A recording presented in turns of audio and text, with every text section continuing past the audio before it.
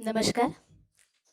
ICT Mumbai तथा भारतीय शिक्षण मंडल कोकण प्रांत के संयुक्त तत्वाधान में विकसित भारत शिक्षा अधिष्ठान बिल 2025 इस विषय पर आयोजित एक दिवसीय संगोष्ठी में आप सभी का मैं हार्दिक स्वागत करती हूँ।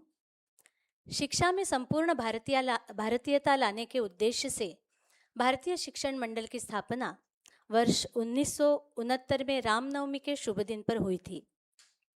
यह संगठन शिक्षा के क्षेत्र में राष्ट्रीय पुनर्जागरण के उद्देश्य से कार्य कर रहा है। इसका लक्ष्य एक ऐसी राष्ट्रीय शिक्षा नीति, पाठ्यक्रम, प्रणाली और पद्धति विकसित करना है जो समग्र भारतीय दृष्टि पर आधारित हो, हमारी सनातन परंपरा में निहित हो तथा राष्ट्र के सर्वांगीण विकास को केंद्र में रखे हुए हो। देश के विभिन्न भागों में विद्यालय स्तर से लेकर उच्च शिक्षा स्तर तक अनेक शैक्षिक, बौद्धिक और प्रयोगात्मक गतिविधियां भारतीय शिक्षण मंडल द्वारा संचालित की जा रही है ताकि भारतीय शिक्षा प्रणाली के पुनर्स्थापन के उद्देश्य को साकार किया जा सके। भारतीय शिक्षण मंडल पूर्णतः सदस्यता के आधार पर चलता है। कुल 40 प्रांतों में कार्यकारिणी के माध्यम से तथा संयोजक सह संयोजक व्यवस्था के आधार पर इसका कार्य अखंड शुरू है। द विकसित भारत शिक्षा अधिष्ठान bill 2025 represents a landmark reform in India's higher education systems, aligned with the nation's long-term vision of becoming a developed country by 2047. By moving from fragmented regulation to a unified, transparent and outcome-oriented framework, the bill seeks to strengthen institutional autonomy with accountability, enhance global competitiveness, and safeguard student interests. This one-day symposium has been organized to facilitate informed dialogue among experts and stakeholders with the aim of generating constructive, evidence-based policy inputs that will contribute to refining and strengthening the bill before its finalization and implementation. आज की संगोष्ठी की रूपरेखा कुछ इस प्रकार होगी। प्रथम सत्र में हमारे मुख्य अतिथि तथा विशेष अतिथि श्री शंकरानंद जी और प्रोफेसर अनिरुद्ध पंडित जी का VBSA विधेयक का परिचय इस विषय पर वक्तव्य होगा। द्वितीय सत्र में आमंत्रित विशेषज्ञों द्वारा एक्रेडिटेशन काउंसिल, स्टैंडर्ड्स काउंसिल और रेगुलेटरी काउंसिल आदि विषयों पर वक्तव्य होगा। तीसरे तथा अंतिम सत्र में सभागार में उपस्थित विद्वजनों को इस बिल पर अपने सुझाव प्रस्तुत करने का अवसर दिया जाएगा। कार्यक्रम के अंत में सभी सहभागियों के लिए भोजन की व्यवस्था की है। In Hindu culture, tradition holds profound importance as it connects generations through values, practices, and wisdom. One such sacred tradition is the lighting of lamp, which symbolizes the removal of darkness and the awakening of knowledge, purity, and divine presence. I now invite our esteemed guests, Akhil Bharatiya संगठन मंत्री आदरणीय शंकरानंद जी, our guest of honor, Vigyan Shri Professor Aniruddha Pandit, Honorable Vice Chancellor of Institute of Chemical Technology, Mumbai, and Akhil Bharatiya Karyakari Adhyaksha, Bharatiya Shikshan Mandal, and former Vice Chancellor, University of Mumbai, Professor Suhas Pednekar ji, to come forward for the Deepa Prajwalan. I also invite Miss Jyotika Putuval for Saraswati Vandana.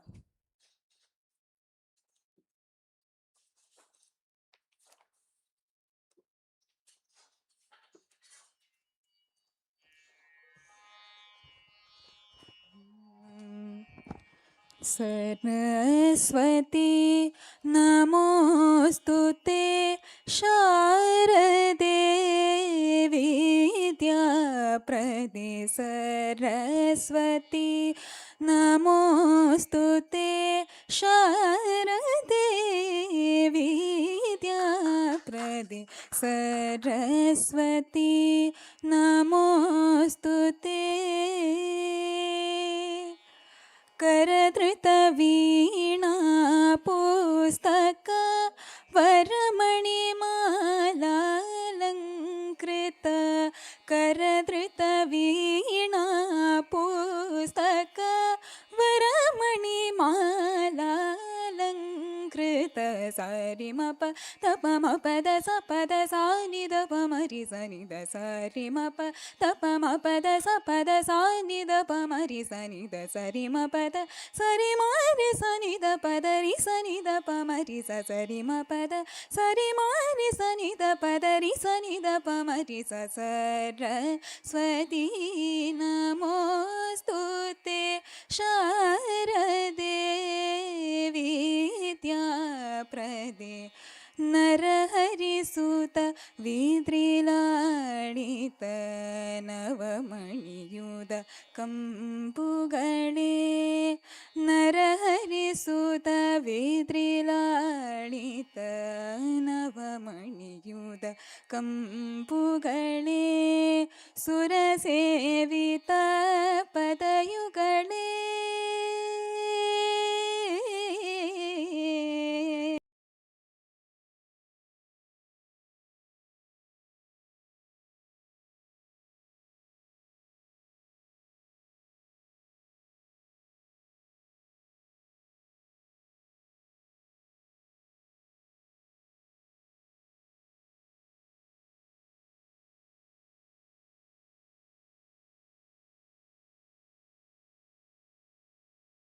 ते शारदे विद्याप्रदे सरस्वती नमोस्तुते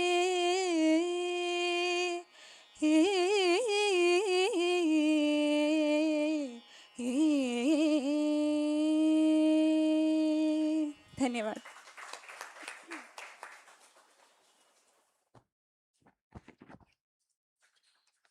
धन्यवाद ज्योतिका.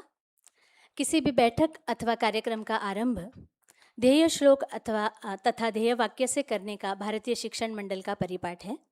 उसी परंपरा को निभाते हुए मैं आमंत्रित करती हूँ श्री सिद्धार्थ द्विवेदी तथा श्री विजेंद्र सिंघम जी को.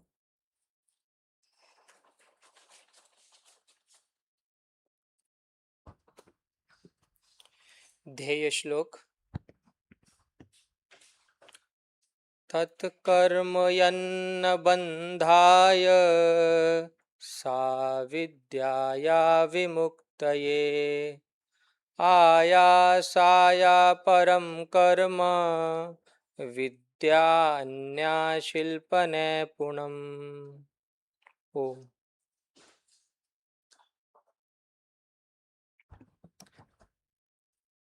विद्या वही है जो मुक्त करे, कर्म वही है जो बंधन में ना बांधे, अन्य सभी विद्याएं और कर्म श्रमदायक मात्र है. ओम. सभी को नमस्कार.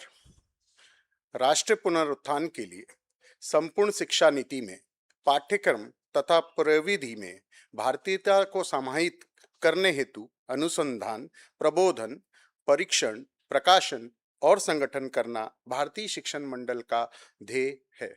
नमन.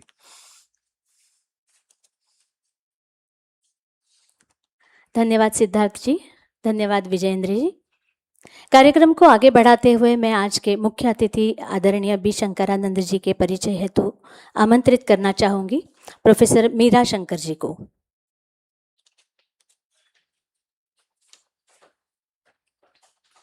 धन्यवाद अनन्या जी. Namaskar to all.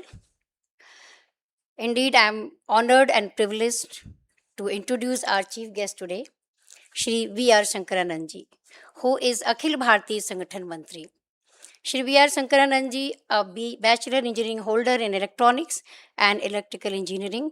He has devoted his life to a nation building as a full-time Rashtriya Seva Sangh Pracharak since 1988. Beginning with his role as Karnataka Uttar Prant Pracharak, then he continued accordingly. In 2018, he took charge as Sah Sangathan Mantri of Bharatiya Shikshan Mandal, advancing to Akhil Bharatiya Sangathan Mantri in 2023, where he leads nationwide efforts to promote value-based education aligned with RSS ideals.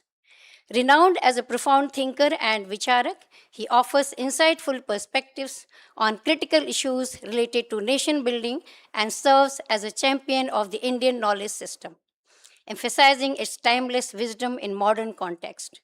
He regularly engages with faculty members across institutions, inspiring them to elevate and pivotal role of teachers in realizing Viksit Bharat by integrating cultural values and innovative pedagogy into higher education.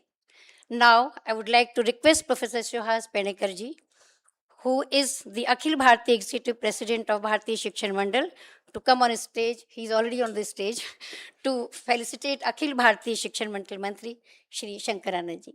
Sir.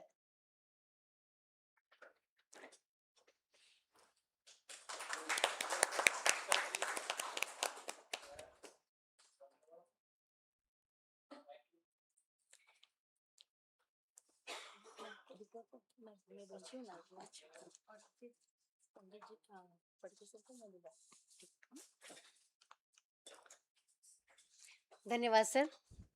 Yes. Meera ji से फिर से एक बार अनुरोध है कि आप आज के विशेष अतिथि प्रोफेसर अनिरुद्ध पंडित जी का परिचय दें. Puna, thank you, Rania, to give me opportunity once again. Indeed, it's one of the pleasant moment for me to introduce Vigyan Shri, today's guest of honor, Professor Aniruddha Chandra Panditji, who is an institution himself. Everybody knows about him. But nevertheless, this is my responsibility, so I'll introduce him. Professor Pandit is the Vice Chancellor of the prestigious Institute of Chemical Technology, Mumbai. He is a renowned Indian chemical engineer, inventor, and academic who's making waves in the field of cavitation and chemical processing. He was born on December 7th, 1957 in Mumbai, Maharashtra. He has held several prestigious awards and positions. Some of them I would like to highlight, else 3 hours will be less to introduce him. He has served as a Vice President of Academic, Professional and International Affairs, President, Asia Oceania Sono Chemical Society Board, Vice Chancellor, Dr. Baba Saheb Ambedkar Technological University. I'm going a little fast because the list is long. I also served as a president, the board of governor at Rajiv Gandhi Institute of Petroleum Technology. He has received numerous awards for his outstanding contribution, including Godavari and Vigyan Shri. All you know that he is known as Godavari Gaurav Award 2026 in the area of science, Vigyan Shri Award 2025 in the area of engineering sciences, ICC DM Trivedi Lifetime Achievement Award in 2020, Eminent Engineers Award 2021, Shri J.C. Bose Fellowship 2015, Vishwakarma Medal 2015, list is long, and further I would go ahead about his research background. Yes, list is long and everybody can see. When I was looking at the Wikipedia, the pages and pages were on. So thank you so much for being here and honoring us. Now, I would request Ms. Ananya to call upon Sir to felicitate. I request Sri Rajendra Phadke ji, Akhil Bharatiya Vyavasthapakiya Adhyaksha Bharatiya Shikshan Mandal, to kindly honor Pandit sir. Thank you, Meera ji.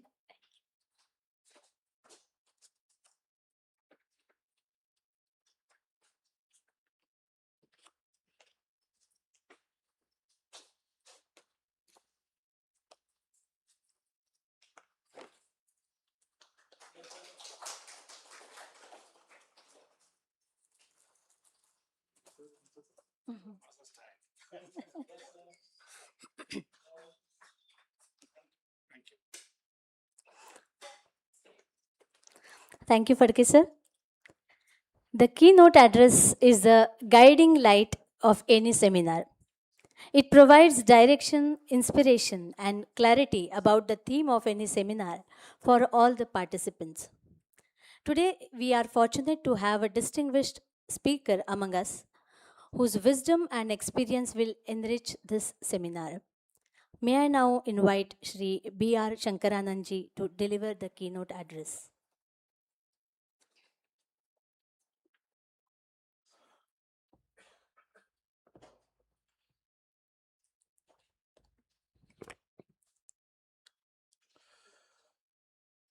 मंच पर उपस्थित भारतीय शिक्षण मंडल के कार्यकारी अध्यक्ष माननीय सुहास पेडनेकर जी और अपने उपस्थिति मात्र से मंच की शोभा जिन्होंने बढ़ाया है, ऐसे प्रोफेसर अनिरुद्ध पंडित जी, दोनों को मैं सादर प्रणाम समर्पित करता हूं। ऐसे मुंबई में वर्किंग डे, अभी दोपहर, इतनी संख्या में आना, ऐसे विषय में चर्चा करने के लिए आना, यह भी विशेष है। कलरलेस, ओडरलेस, टेस्टलेस, ऐसे आत्मा के समान है ये विषय, महत्वपूर्ण है, लेकिन केवल विजनरी ही इसको सेंसिटाइज कर सकते हैं।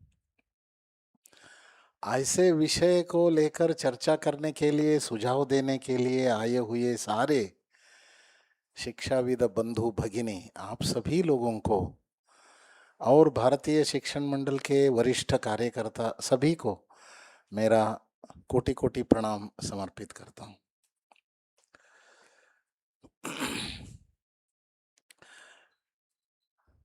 आइडियाज रूल द वर्ल्ड, ऐसा कहा जाता है,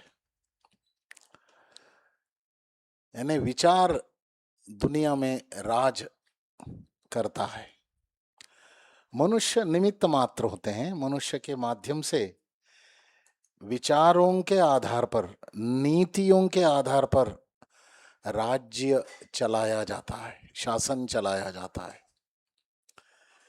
इसीलिए आनंदमय जीवन लोगों को देना है, किसी एक प्रदेश को आनंदमयी बनाना है, तो वहां के नीतियां उस भूमि के विचारधारा से जुड़ी हुई होनी चाहिए। यदि उस भूमि से जुड़ा हुआ विचार अलग है और वहां शासन चलाने की नीतियां अलग है, तो समाज में आनंद नहीं रह सकता। इसीलिए प्रबुद्ध लोग हर समय सजग रहते हुए, सचेत रहते हुए, प्रबुद्ध लोग यानी मैं शिक्षकों को ही संबोधित कर रहा हूं, इसीलिए शिक्षक सजग सचेत होना बहुत आवश्यक होता है। ऐसे सजग सचेत होते हुए राजा को दिशा दर्शन करना शिक्षक का ही काम है। गुरु यदि अनदेखी करता है, यदि करता है तो वो गुरु बन ही नहीं सकता। इसीलिए गुरु का कर्तव्य होता है राजा को दिशा दर्शन करें। ऐसा ही एक उपक्रम आज होने जा रहा है। यहां संख्या व्यक्तिशः गिनती में नहीं करना चाहिए, इसका वजन को ध्यान में रखते हुए इसको गिनती करना चाहिए। बहुत वजनदार लोग सभी यहाँ बैठे हुए हैं सभागार में, इसके कारण इस सभा की शोभा भी वर्धमान है। इतनी भूमिका रखते हुए मैं विषय प्रवेश करता हूं कि नेशनल एजुकेशन पॉलिसी 2020 के आधार पर हमने इसका निर्माण के समय में ही शिक्षा स्वायत्त होना चाहिए, ऐसे सुझाव हम दिए थे, महत्वपूर्ण सुझाव। शिक्षा स्वायत्त होना इसका मतलब शासन से ही मुक्त होना चाहिए। भारत में शिक्षा शासन के अधीन नहीं था, शासन से मुक्त था 190 वर्ष पहले तक। केवल 190 वर्षों में, अभी 200 वर्ष होने जा रहा है 235 को, मैकाले के द्वारा इसको शासन के अधीन बना दिया। इसीलिए जब राष्ट्र निर्माण अपने चिति के आधार पर करना है तो शिक्षा को शासन से मुक्त करना चाहिए। इसीलिए शिक्षा आयोग, भारतीय शिक्षा आयोग, ऐसा एक संस्था का गठन होना चाहिए। वो शासन से मुक्त होना चाहिए, ब्यूरोक्रेट्स मुक्त होना चाहिए, ऐसे हमने सुझाव दिए थे। लड़ाई चल रही थी चर्चा के माध्यम से। तब एक अमिकेबल सेटलमेंट में आए। अभी एक चरण आगे बढ़ेंगे, एकदम छलांग नहीं ले सकते, ऐसा हमको चर्चा में निकलते हुए उच्च शिक्षा को ऐसे करेंगे, स्वायत्त करेंगे, ऐसा एक चर्चा में विषय निकला।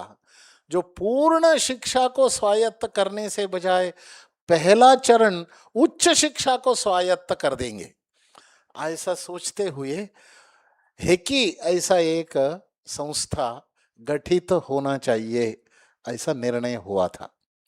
उसके आधार पर higher education commission of India, उस समय भी इंडिया नहीं रहना चाहिए, भारत होना चाहिए, ऐसा हमारा विचार वहां प्रस्तुत हम किए थे। तो नाम तो बदल गया है, विकसित भारत शिक्षा अधिष्ठान, हेकी के बदले विकसित भारत शिक्षा अधिष्ठान ऐसा नाम हो गया है। लेकिन हमारी अपेक्षा के अनुसार ही ये सब कुछ हुआ है ऐसा नहीं है। लेकिन जैसे एनईपी भारतीय शिक्षा के अनुसार 100% नहीं है, लेकिन लगभग है। थोड़े एक दो बातें कमी पड़ गई है, वो भी पूर्ण करने में सरकार अपना पूर्ण प्रयास कर रही है, कर चुके हैं। इसीलिए हम गर्व का महसूस करना चाहिए। ऐसे ही विकसित भारत शिक्षा अधिष्ठान VBSA बिल, ये अभी पूर्ण हमारी अपेक्षा के अनुसार ही हुआ है ऐसा नहीं है, लेकिन धीरे धीरे धीरे धीरे सरकार यानी सरकता है। इतना सरक गया है, ये भी अच्छी बात है, हम बधाई देंगे। धीरे धीरे आप सभी के सहयोग से, आप सभी के एक मत का, एक मन का जो आवाज शिक्षकों के द्वारा गूंजता है, उसके परिणाम स्वरूप आगे भी अच्छा ही होगा, ऐसे मैं भरोसा दिलाता हूं। शिक्षण मंडल एक प्लेटफॉर्म है, इतना ही मैं कह सकता हूं। आवाज आप लोग ही हैं। विकसित भारत शिक्षा अधिष्ठान education is inspiration not information, इस दिशा में जाने का संकेत देता है। विकसित भारत शिक्षा अधिष्ठान education not one two many, education is one two one, इसको साबित करने की दिशा में अग्रसर होता है। धीरे धीरे यहां तक हमको पहुंचना चाहिए। एजुकेशन यानी इन मास नहीं है, एजुकेशन यानी वन टू वन नहीं है। एक के साथ एक बैठते हुए एजुकेशन यानी व्यक्ति में परिवर्तन लाने का काम शिक्षा के माध्यम से वन टू वन ही होता है। प्रबोधन वन टू मेनी हो सकता है, लेकिन शिक्षा वन टू वन ही होना चाहिए। इस दिशा में आने वाले दिनों में हमको आगे बढ़ना है। ये 1 to 1 नॉट 1 to many, ये बहुत डिस्कशन का विषय है। अपने अपने हिसाब से कुछ लोग इसको इंटरप्रेट भी कर सकते हैं, लेकिन इसको स्वाध्याय के माध्यम से इस दिशा में शिक्षा व्यवस्था को आगे बढ़ाने के लिए हम सभी का प्रयास होना चाहिए। इस दिशा में विकसित भारत शिक्षा अधिष्ठान एक महत्वपूर्ण चरण है, ऐसा मुझे लगता है। और इंटेलेक्ट, बुद्धि, इमोशनल कोशंट, भावनात्मक बुद्धिमत्ता साथ साथ होना चाहिए। क्वेश्चनिंग एबिलिटी और वंडरमेंट, अद्भुतम ऐसा कहने की स्थिति, ऐसी स्थिति, और विल पावर, इच्छा शक्ति, ये 5 शिक्षा के माध्यम से बच्चों के अंदर विकसित करना बहुत आवश्यक है।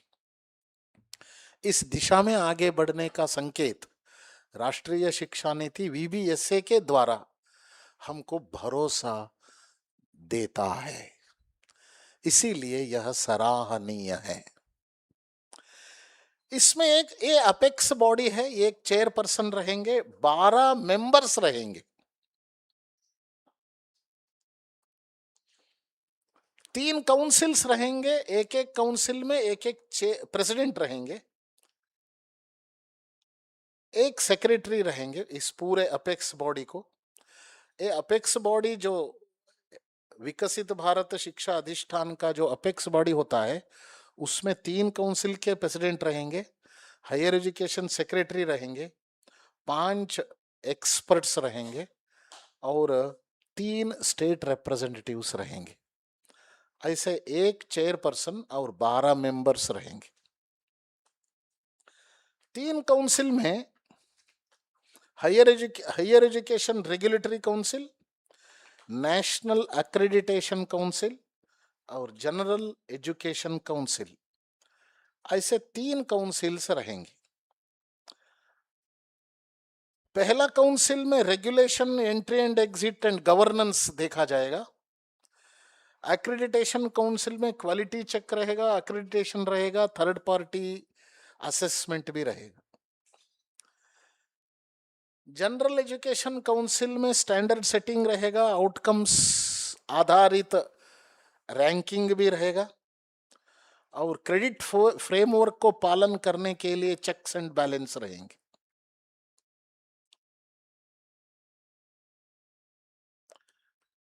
ऐसा कहा गया है कि AICTE, UGC, NCTE ऐसे संस्थाओं को मर्ज करते हुए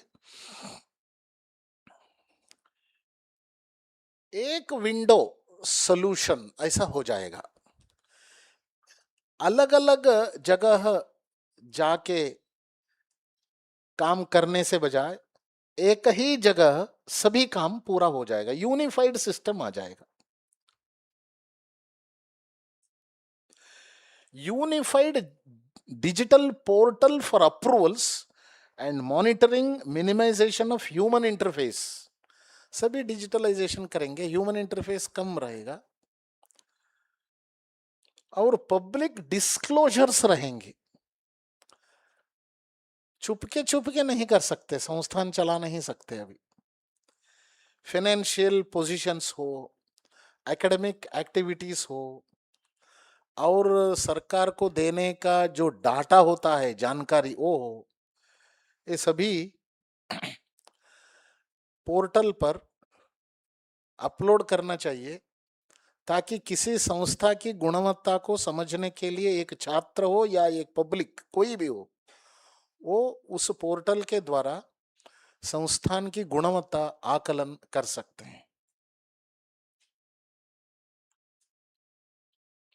इसमें इंस्टीट्यूशनल ऑटोनॉमी देने की बात निश्चित रूप से कही गई है, लेकिन हाई परफॉर्मिंग इंस्टीट्यूशंस को ही इंस्टीट्यूशनल ऑटोनॉमी दिया जाएगा। फी सेटिंग में और फॉरेन फैकल्टी इंक्लूजन में, करिकुलम डिजाइन में, रिसर्च इकोसिस्टम निर्माण करने में और रिसर्च प्रोजेक्ट्स में ऐसे ऑटोनॉमी दिया जाएगा। नॉन कंप्लेंस पेनल्टीज भी लगाया जाएगा। ये 10 लाख से लेकर 2 करोड़ तक है। दुर्भाग्य से अपने देश में हजारों हजारों हजारों हजारों, 4 बार बताया मैंने, केवल 4,000 ऐसा नहीं है इसका मतलब, ऐसे फेक इंस्टीट्यूशंस हैं। देखिए दवाइयां तैयार करने के फार्मास्यूटिकल कंपनीज भी हजारों हजारों फेक है, ऐसे ही एजुकेशनल इंस्टीट्यूशंस भी फेक है और सर्टिफिकेट बेचा जाता है। इस ऐसे संस्थानों के प्रति कड़ाई से व्यवहार करना चाहिए, इस दृष्टि से नॉन कंप्लेंस पेनल्टीज लगाया गया है।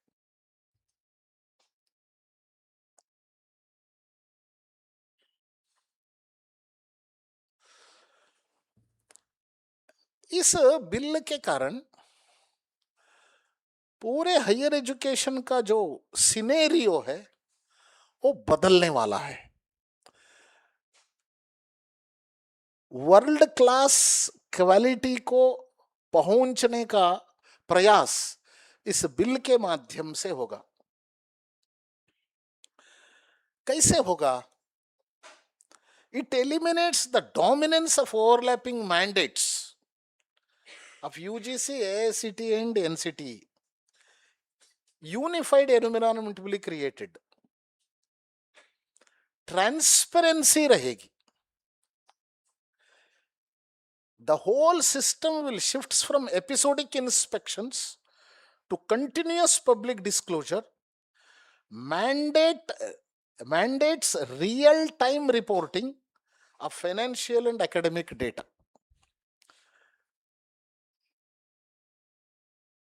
इसके कारण गुणवत्ता बढ़ाना ही पड़ेगा। शब्द ठीक नहीं है फिर भी मैं उपयोग करता हूं, मुझे स्वीकार नहीं है फिर भी शब्द उपयोग करता हूं। आप लोगों के लिए कर रहा हूं, मेरे लिए नहीं कर रहा हूं। हेल्दी कंपटीशन शुरू हो जाएगा।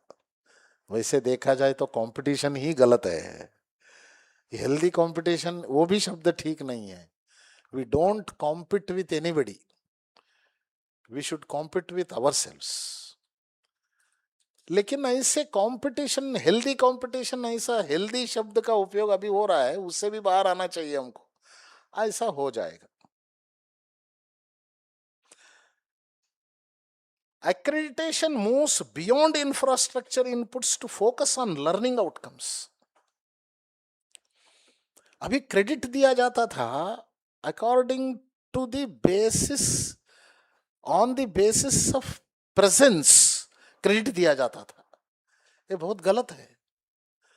वो स्विच ऑफ करके बैठता है, ऑडियो वीडियो दोनों, लेकिन वहां प्रेजेंस रहता है, उनको क्रेडिट दिया जाता है। इससे बड़ा धोखा, इससे बड़ा धोखा कुछ और है ही नहीं। इसीलिए ये लड़ के इसको, इस नीति को लागू करना चाहिए। इसे हमने सबके माध्यम से किया है। Credits should be given on the basis of learning outcomes. Industry relevance भी बढ़ जाएगा। The bill will definitely bridges the academic and industry gap by emphasizing vocational skills, interdisciplinary and employability in the curriculum framework.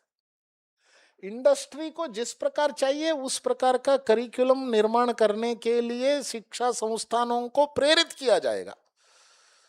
और भारतीय शिक्षण मंडल के syllabus में industry academia conclave ये एक तय कार्यक्रम है। वो भी अभी जून जुलाई से शुरू होने वाला ही है। इन सारे परिवर्तन के कारण ग्लोबल क्रेडिबिलिटी भारतीय शिक्षा संस्थानों के प्रति बढ़ जाएगी। ग्लोबल स्टैंडर्ड्स को मीट करने के लिए, पहुंचने के लिए facilitating international research collaborations, students mobility and foreign faculty inclusion, जो श्रेष्ठ हैं ऐसे लोगों को यहां पढ़ाने के लिए बुलाने में ये आसान हो जाएगा। fosters a culture of R&D and indigenous knowledge creation. और हर चीज में भारत को देखने के कारण भारतीय ज्ञान संपदा का प्रमोशन, उसको इनकॉर्पोरेट करने के लिए बहुत बड़ी शक्ति इस बिल के कारण मिल जाएगी. High performing institutions will gain autonomy to drive innovation without bureaucratic hurdles. कुछ चैलेंजेस भी हैं, मैं सार रूप में बता रहा हूं, बहुत लंबा चौड़ा है. अभी चैलेंजेस एंड कंसर्न्स क्या है, ये भी हम सबको सोच के सुझाव देना चाहिए. प्रत्येक शिक्षक का सुझाव मायना रखता है.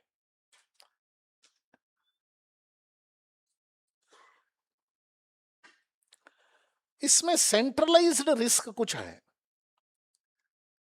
Despite promoting the autonomy, strong powers to impose heavy fines or close the institutions.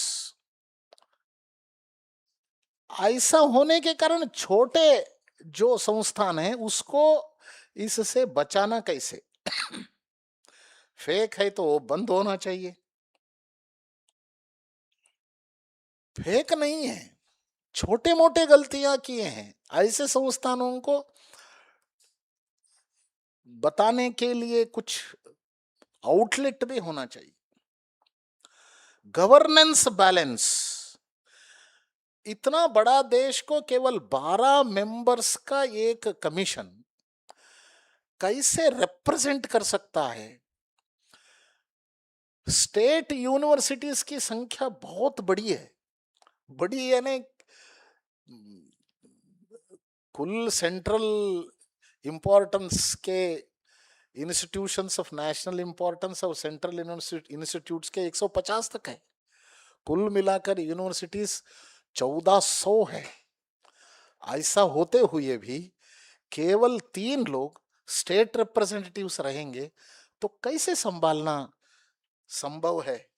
इसीलिए इसको ठीक कैसे किया जा सकता है? हाई परफॉर्मिंग इंस्टीट्यूशंस प्राइवेट भी हो सकते हैं या सरकारी भी हो सकते हैं. उनको ऑटोनॉमी देने के कारण फीस सेटिंग में हो, किसी में हो, विशेषतः फीस सेटिंग में एक कमर्शियलाइजेशन की ओर नहीं जाएगा क्या? इसको चेक करने के लिए चेक्स एंड बैलेंस क्या होना चाहिए, इस पर हमको सोचना है.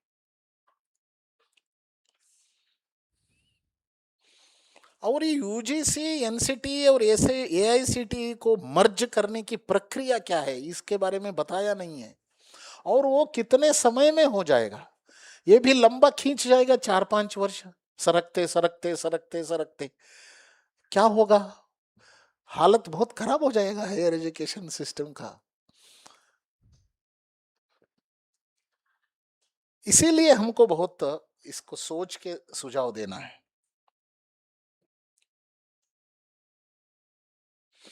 Standardizing regulations across diverse states require careful calibration to respect regional needs and state level authority. इसके कारण राज्य के स्थानीय आवश्यकताओं को भी ध्यान में रखते हुए इस स्टैंडर्डाइजेशन के रेगुलेशंस को कैलिब्रेट करना बहुत आवश्यक है.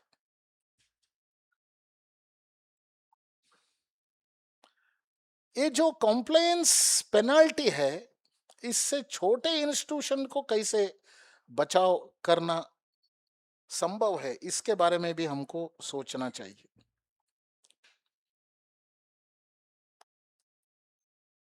और नेशनल एजुकेशन पॉलिसी में ग्रॉस एनरोलमेंट रेशियो GER 2035 तक 50% तक पहुंचना चाहिए, ऐसा है. 5 वर्ष पहले 27% था, अभी वो 32% तक पहुंच गया है. इसको 50% तक पहुंचने के लिए VBSA बिल में क्या प्रावधान दिया गया है, ये उल्लेख नहीं है. इसके बारे में भी हमको सोचना है. और ये VBSA बिल बड़ा होने के कारण बताया जा रहा है कि 90% of the students come under this bill purview, लेकिन धीरे धीरे एक कोर्स इससे हटाया जा रहा है। मेडिकल तो चला गया, लीगल एजुकेशन चला गया, डेंटल चला गया, फार्मास्यूटिकल चला गया, और पहला था अभी आर्किटेक्चर काउंसिल भी चला गया। ऐसे जिन कोर्सेस में पैसे ज्यादा चलता है वो इसमें नहीं है, जिसमें ज्यादा राशि नहीं चलता ऐसे कोर्सेस इसमें है। इसको लेकर हमको चर्चा करनी है और सुझाव भी देना है। और एक महत्वपूर्ण बात है, ये है, मैं सरकार की तरफ से नहीं खड़ा हूं, हाँ ये भी आपको ध्यान में मैं सरकार भी नहीं हूं, सरकार की तरफ से भी नहीं खड़ा हूं, मैं आपके तरफ से यहां खड़ा हूं।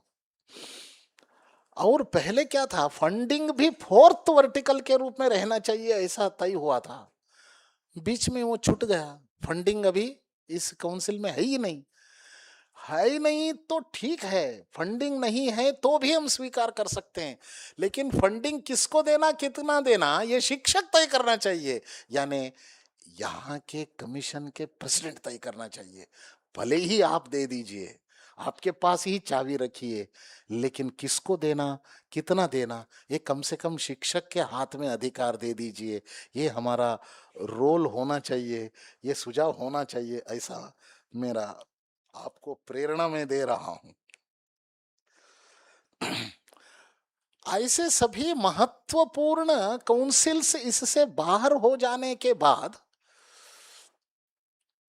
जो छात्र एनईपी के जो मंतव्य है, पर्पस है, इंटरडिसिप्लिनरी होना चाहिए, मल्टीडिसिप्लिनरी होना चाहिए, इस बिल के बाहर ये सभी हो जाने के बाद किसी को आर्किटेक्चर पढ़ना ऐसा लगता है तो दूसरे रेगुलेटरी काउंसिल के साथ उनको व्यवहार करना पड़ेगा, फिर से वही होगा, कष्ट होगा।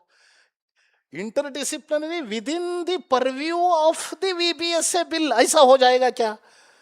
Outside the VBSA bill interdisciplinary learning, interdisciplinary research होगा ही नहीं। इसीलिए सबको अंदर ले आना चाहिए और इसको बड़ा करना चाहिए। ये एक सुझाव हो सकता है क्या, ये भी हमको सोचना है, एक कंसर्न है।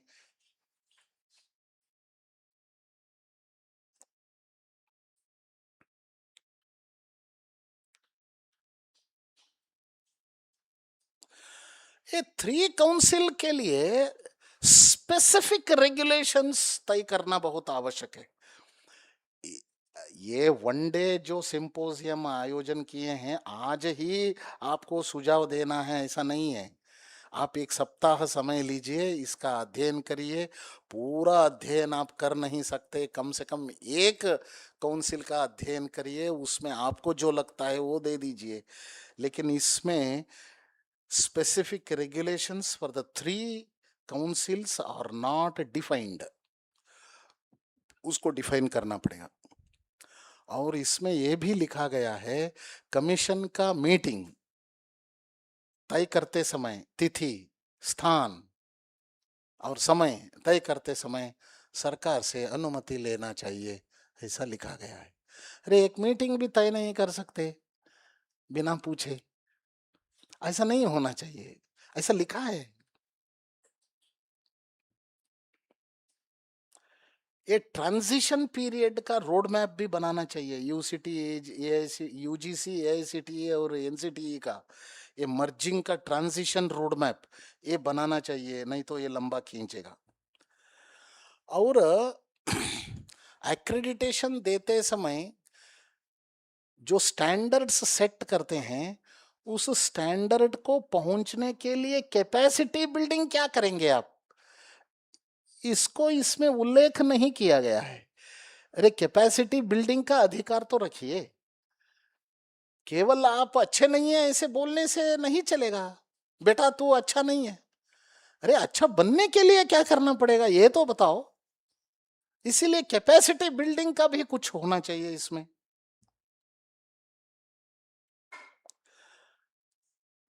और डाइवर्स स्टेक होल्डर वॉइस वहां प्रतिध्वनित होने के लिए रिप्रेजेंटेशन बढ़ाना पड़ेगा, और अफोर्डेबल होना चाहिए। ऐसा जो एनईपी में बताया गया है, वो अफोर्डेबिलिटी को लाने के लिए क्या करना पड़ेगा, ये बिल में उल्लेख नहीं है, उसको जोड़ना पड़ेगा। Small institutions, higher education small institutions को शक्ति प्रदान करने के लिए क्या किया जा सकता है, ये उल्लेख इसमें जोड़ना बहुत आवश्यक है।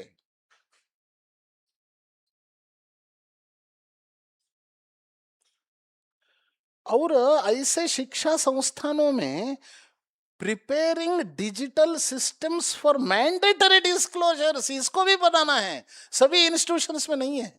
उसके लिए क्या आपका प्लानिंग है, रोड मैप क्या है, ये भी हमको देखना है। गवर्नेंस ठीक होने के लिए इंस्टीट्यूशंस में स्ट्रेंथनिंग इंटरनल लीडरशिप, ऑटोनॉमी देना तो सही है, ऑटोनॉमी देना चाहिए, लेकिन ऑटोनॉमी का सदुपयोग करने के लिए क्षमता भी चाहिए, यानी लीडरशिप क्वालिटीज, दैट टू भारतीय कॉन्सेप्ट ऑफ लीडरशिप डेवलप करने के लिए इंस्टीट्यूशंस के अंदर क्या किया जा सकता है, ये भी हमको सोचना चाहिए, ऐसा मुझे लगता है। यहां मैं रुकता हूं। ऐसे अनेकों विषय है, इसको हम ध्यान से देखते हुए आज के चर्चा में और यहाँ से जाने के बाद भी एक गूगल फॉर्म हम सभी से शेयर करना चाहिए, ऐसा मुझे लगता है। सोचा है कि नहीं सोचा है मालूम नहीं, सोचेंगे और दे देंगे। उसमें आप अपना पूरे सुझाव क्लॉज के अनुसार सुझाव देने से राष्ट्र निर्माण में आपका बहुअमूल्य योगदान हो जाएगा, ऐसा मुझे लगता है। आपने शांति से सुना, ध्यान से सुना, इसीलिए आप सभी को प्रणाम समर्पित करते हुए मेरे वाणी को विराम देता हूं। नमस्कार।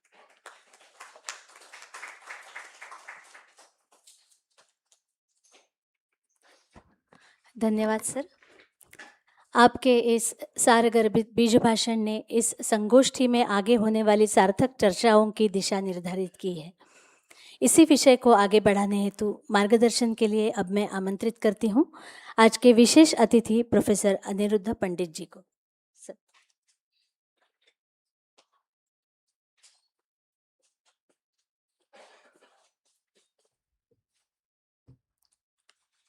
आदरणीय शंकरानंद जी, प्रोफेसर पेडनेकर, प्रोफेसर मंथा, प्रोफेसर खोले, Shri Phadke, I see many known faces who have been regular in these type of discussions and this kind of debates.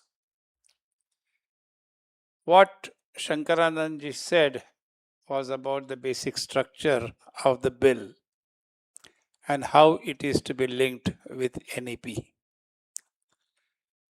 Let me be a bit critical in both of these aspects and point out the fallacies which exist either in terms of definitions or in terms of its implementation mechanism.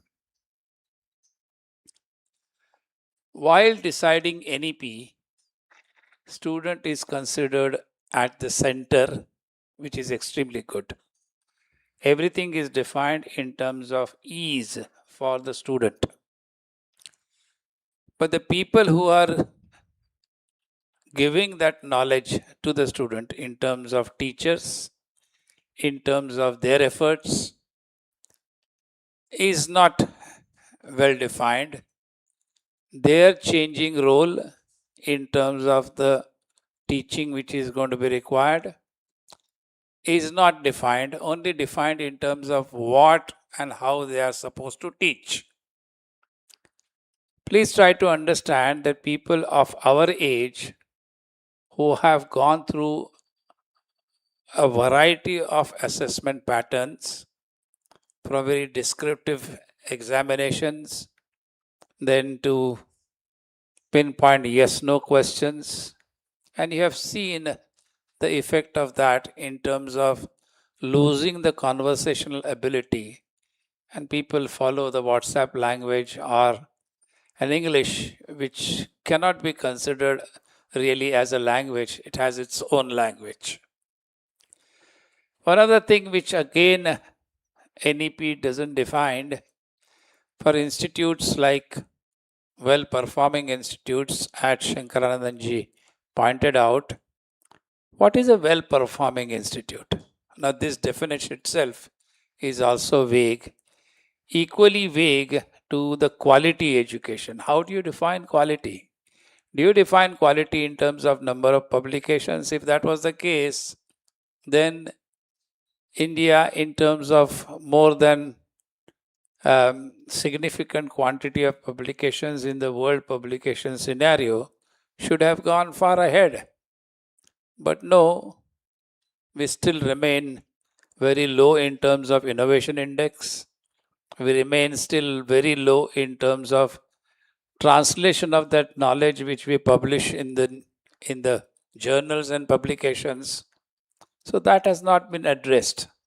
So quality, NIRF ranking, NBA, again is defined like a numbers. So I asked the NAC director, is NAC to be used as an examination? If that is an examination, then we can prepare for an examination and really get to the top. If that is the objective, then NAC purpose is not served. That purpose is served essentially to holistic education. Coming back to what I said about the well-performing institutes, they will not have much of a problem. But think of lesser endowed institutes which does not have the kind of infra, the kind of teachers who have the capability of translating themselves. I'll come back to this situation again. And you have now a possibility for a student to move away from first year only with a certificate, second year with a diploma, third year BSc, fourth year with a degree. Your entire economics is based on the fees which you are going to get for the next 4 years. Imagine after first year, 20% of the students say we don't want to continue, we just want a certificate. So you have only 80% of the class, that entire year they are going to get only 80% of the fees. How these organizations are going to survive? Government is completely silent on that, NEP is completely silent on that. Again, in the case of NEP, whether it is student or teachers, this regulation is a guideline, but what is more important is to change the attitude towards teaching and academics. In our time, the top ranking people used to go into academics because they really enjoyed either research or teaching or both and something more. It depends upon the DNA and culture of an institute. Again, I'll come back to this as well. Nowadays, what is happening is people will try out for other jobs. If they don't get anything, okay, then let's take a job as a lecturer. Obviously, that is not their first love. And if it is not your first love, you cannot be performing to the extent which you are supposed to perform. So how to attract the good people, the top ranking people into academics? What are the incentives which are going to be made available to them? ICT has a model, maybe it can be thought of in terms of NEP.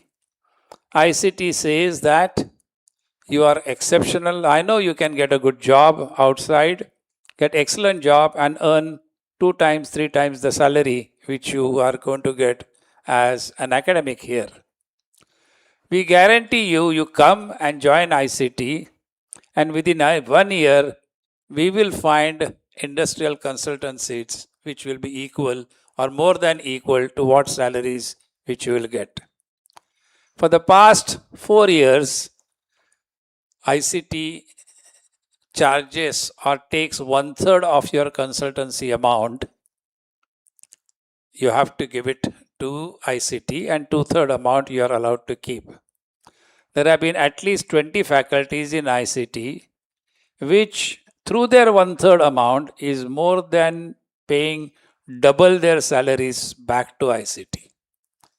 That is the reason. Of course, it requires a mentor-mentee relationship, and that's why I say that attitude is most important.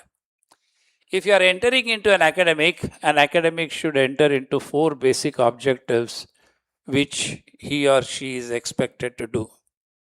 Primary, of course, is teaching, but teaching alone is not enough. What you are going to teach, how you are going to teach is equally important. And to supplement that, you must carry out research. Why research? Because otherwise, the research which you carry out reaches the students at least after 2 years, if not more. You carry out research, you write a research paper, then the comments come, then you revise the paper, send it back. By the time it appears in the journal, 2 years have passed, the student has gone and passed out. So the student who is going to read your research paper may be a student who is only interested in research but not necessarily interested in learning. So if you are carrying out research on your own, then you can start sharing that research with your student immediately. You do an experiment today, by afternoon lecture, you can indicate that this is the experiment I did and this is what I found. That makes the lecture itself more lively, and the lecture itself will be more interesting for the students. The quality of teaching also improves. So research is the second activity which they must do. Third activity is, what is the area of research which you are going to choose? You can't be thinking all the time of novel new areas, but you can identify new novel problems if you move out of the institute and go and interact with the industries, go and interact with the society people, find out what their problems are, what are the problems for which they are seeking solutions, and are you in a position to find out solutions, and can you carry out research which will create and offer those solutions to them? And of course, you don't carry out research on your own. You have students assisting you in carrying out research. So you can give students a live problems where they will be able to see the outcome of their research being implemented, because these are the problems which industry and society is looking for in terms of its solutions. So third thing which is important is for you to move out, go and meet and spend some time in an industry, spend some time in the society and talk to people, understand the problems which they are facing, the nation as such, the large problems which nation is facing. And the fourth issue which the academic, of course, should get involved is in scholarly writing. Whenever you try to publish a paper, you can't be writing stories. There are limited number of words in which you need to be in a position to express what you want to express. Limited number of pages, what you want to express. That teaches you to bring brevity into your description. So you need to formulate a sentence with minimum number of words which unambiguously expresses what you want to convey, and that also helps in your subsequent teaching. So all the 4 academic activities I mentioned to you are supplementary, complementary to the basic original objective of teaching. And what is student's job? Student's job should move away from the skill-oriented assessment. What you can do, what you know, and how you can apply what you know is going to be the next degree in probably in couple of years' time. With the advent of AI, is going to be absolutely useless. You will be taken up only for what new things which you can do, not new things what you know, because all the new things are available at your fingertips, you pick up your mobile, you Google it, and you get that information. You have a chat GPT, you have Claude, you have Gemini, you will get most of the answers which you are looking out for. So what you can do with that information? So students should learn to utilize that particular information, and teachers should also do exactly the same, that rather than giving the information, in our time, this information explosion was not there, as a result of which teacher used to study 10 books, 20 papers, then distill out everything and then present it in a 1 hour or 2 hour lectures. Now that is all available to you at your fingertips. So this information is available. What do I do with this information? How do I solve the problems of industry, society, nation? That kind of an attitude is required, and reorientation of the teaching is required. A last thing before I finish is what Shankaranandji said about the autonomy part of it. It's extremely important. Indeed, it is important. And it is equally important to identify which particular institute should be given autonomy. Now, that should be in terms of the orientation or expectation of the nation. What are the nation's issues and what is the expected contribution from that particular institute, depending upon the expertise of that institute? That should be the orientation in terms of identifying or giving autonomy. I'll tell you a classic case of ICT itself. Till 1984, it was completely governed by Mumbai University. In 1984, we received partial autonomy in terms of designing our own curricula, conducting your own examinations, so on and so forth. Then in 1995, we also got financial autonomy, where we could take donations and other help directly into ICT rather than through Mumbai University. Then in 2004, more independence was given and it became an institute during Professor Kohle's time. And if I take these periods of 5 years or 10 years, 7 years and plot productivity versus that particular period, the more and more autonomy we got, the productivity kept on increasing. The slope of the line, if I plotted number of publications, number of grants, number of extramural funding versus autonomy, every time an additional autonomy was given, our performance improved. So performance improvement is definitely helped by autonomy.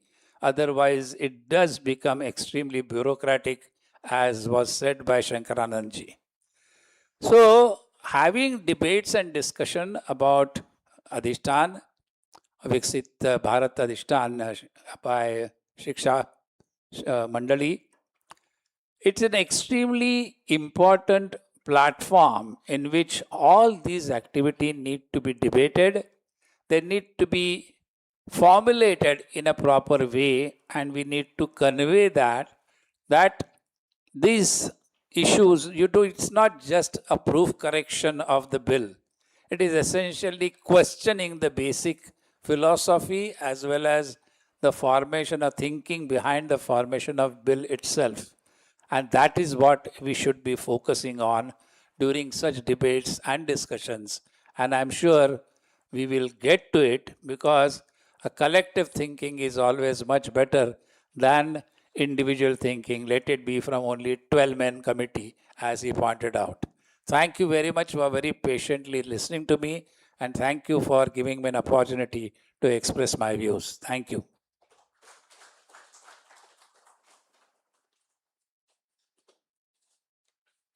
बहुत से ऐसे प्रश्न हैं जिनके उत्तर VBSA bill द्वारा प्राप्त नहीं होते। इन सभी प्रश्नों को उजागर करने के लिए और इस बिल की प्रमुख विशेषताओं के संदर्भ में अपने वक्तव्य द्वारा स्पष्टता लाने के लिए बहुत बहुत धन्यवाद सर। अब हम 20 मिनट का टी ब्रेक लेते हैं और आप सभी से अनुरोध है कि जल्द से जल्द आप चाय और कुछ स्नैक्स की व्यवस्था की है, वो उसका आनंद लेके वापस आए ताकि हम अगला सेशन शुरू कर सकें।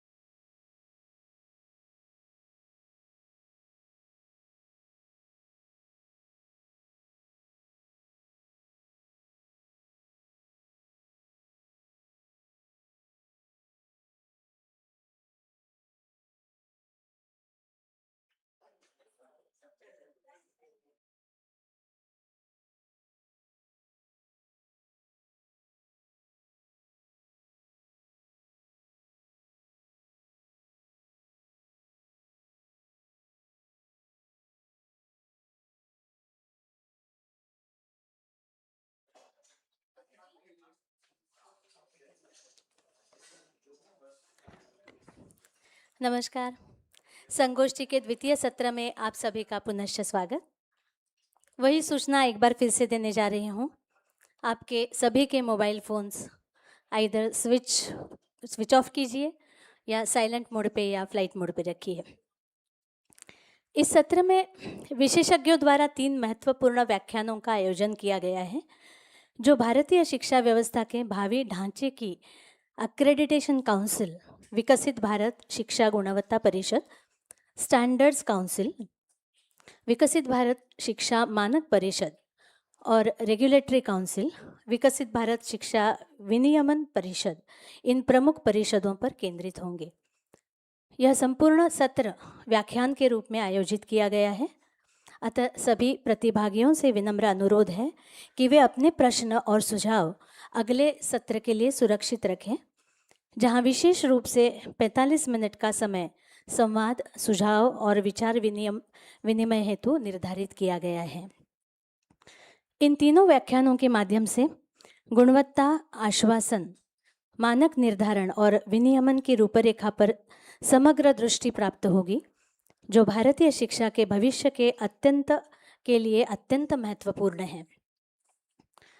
मैं इस सत्र के तीनों मान्यवर वक्ता प्रोफेसर रविंद्र कुलकर्णी जी, माननीय कुलगुरु मुंबई विश्वविद्यालय, प्रोफेसर एस मंथा, माननीय कुलपति Ramdev Baba university Nagpur and former chairman of the AICTE, तथा माननीय प्रोफेसर सुहास पेडनेकर जी, अखिल भारतीय कार्यकारी अध्यक्ष भारतीय शिक्षण मंडल और पूर्व कुलगुरु मुंबई विश्वविद्यालय, आप सभी को मंच पर आमंत्रित करती हूँ।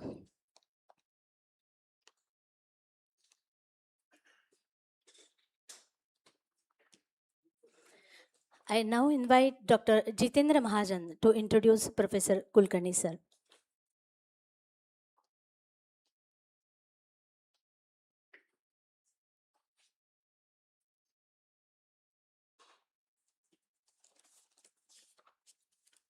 Good afternoon.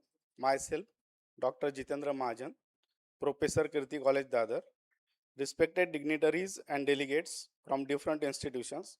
Welcome to session 2 of the Symposium VBSA Bill 2025.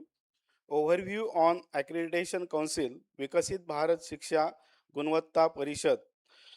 This topic is given to Honorable Professor Ravindra Kulkarni sir, Vice Chancellor, University of Mumbai. I take this opportunity to introduce Professor Ravindra Kulkarni. Sir has visited many countries like Singapore, Germany, Thailand, Indonesia, Netherlands, and etc. for conferences, presentations, professional interactions. He has more than 70 invited talks and 150 conference presentations are on his credit. There are many research publications with high impact factors in his name. Sir has guided nearly 20 research scholars till date. He has wide experience in handling quality issues, assessment, and accreditation related practices of NAC, NBA, and NRF. He was chairman of NEP 2020, Ministry of Higher and Technical Education, Government of Maharashtra. I may invite sir to deliver his talk, which will definitely enlighten us on Gunvatta Parishad. Thank you. Sir. Welcome.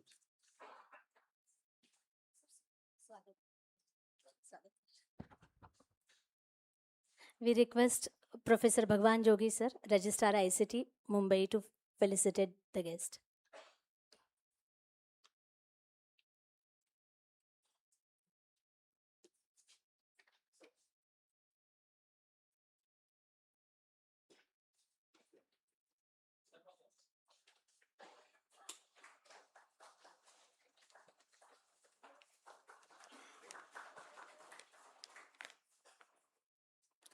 Thank you, Jogi sir.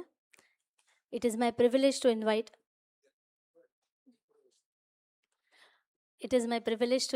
Professor Kulkarni sir to enlighten us on Viksit Bharat Shiksha Gunavatta Parishad, Accreditation Council.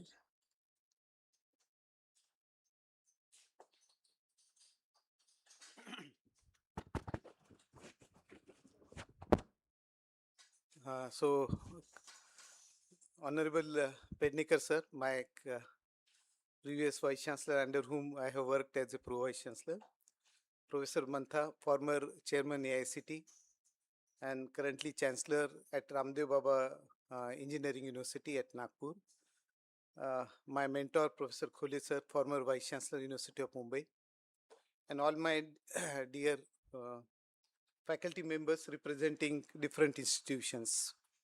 And naturally those who are very well affiliated, connected to Bharatiya Shiksha Mandal. So I have been given, now say I would always say like here particularly, because I have been asked to talk on Accreditation Council. Normally in other platforms or forums, so the topics are to be given by speaker, but here really I am supposed to talk whatever being directed. That's what, of course, a method of working, and so I'm supposed to restrict myself for 20 minutes only. So the Viksit Bharat Shiksha Adhishthan, which was earlier supposed to be taking up different name, but now probably the recent name that has been coined and tabled in the parliament is entirely dictated by, I would say, national education policy only, because when national education policy was taken up, like in next slide I would point out what are the different clauses of national education policy which are well connected to Viksit Bharat Shiksha Adhishthan. So when we switched over to multidisciplinary higher education system under NEP, naturally it required a similar system, maybe regulatory, maybe evaluative, or maybe standard setting system, which will compile the different frameworks connected to regulatory as well as an accreditation system as well as standard setting bodies. And so NEP itself has said that there has to be a one system which will provide a right way of like a confidence in the higher education institutions in terms of graded autonomy, in terms of maintaining their entire framework, data in a standard, transparent and accountable manner, and at the same time fulfilling the requirements so as to take up the overall the higher education scenario, which is well connected to the 21st century, in line with our sustainable development goal, which is supposed to be fulfilled by 2030. So that's how probably when NEP has the most famous statement which has been always coined out of NEP is the second statement, let's say light but tight control. Okay, so we would like to see that the system is required to be governed, there has to be monitoring, but at the same time the system should not feel the undue pressure of just maintaining the entire data framework only from the point of view of approval only. Rather, so the entire system should be directed in such a way that whatever the standards, regulations or assessments that are being required should move in the direction of a right quality framework, right import autonomy, or right so the promotion of research standard in all higher education institutions. So that is what NEP has clearly pointed out, and particularly the fourth and fifth. So if you look at the subsequent point, after besides talking about initially having multiple regulatory controls and having one uniform regulatory control, of course that's what mandated by NEP, but the most important part, NEP has talked about a holistic development of the student. And then if you are really undertaking an accreditation of an higher education institutions, then what could have been a right outcome based technique which will determine, which will evaluate, which will understand the real outcome in terms of all-rounded students which will be taking up right critical thinking and creative capabilities as well. So that particular requirement probably has given you the requirement of a Viksit Bharat Shiksha Adhishthan framework, and that is how it is being moved forward. Now, the most important part, like, okay, whenever you put now, because these days the best way is to judge, like understand and get in data, is just to either go through Chat GPT or likewise. So everywhere, one of the common statement that is being coined, that the Viksit Bharat Shiksha Adhishthan is being primarily designed so as to unify, so as to bring three main bodies together: University Grants Commission, AICT and NCT. But now probably that is primarily restricted only to the regulatory system. Like AICT was regulating technical courses or technical institutions, while UGC was taking up a general higher education, and NCT was more focused on educational courses or program. So whatever that those three bodies were working, they were mainly regulating bodies, and regulation is just one of the pillar of Viksit Bharat Shiksha Adhishthan. Simultaneously, we do understand that there were two levels of and mechanisms of accreditation also. They were also supposed to be merged together, and that's what probably the system talks about. And we do understand that besides these three bodies, there are several professional councils which have been established as a function of time. And out of those, it appears that only right now this bill includes Council of Architecture as part of that, but still that maintains a clear understanding. Like, while if the bill being adopted and converted into act, then it is said that like the three bodies, UGC, AICT and NCT, will come under, okay, their entire staff, their entire offices will come under Viksit Bharat Shiksha Adhishthan. On the other hand, Council of Architecture will maintain its independent existence. However, it will have to report to the Viksit Bharat Shiksha Adhishthan as a regular function under like a even regulation, accreditation and standard setting. In all three cases, the Council of Architecture is supposed to be reported. However, there are many professional councils which are still not being taken into consideration. Say, for example, of course, it was understood that Bar Council of India, or let us say National Medical Council or Commission, so they would have been out of, because NEP also talked about like medical education may be kept right now out of the scope of implementation of policy.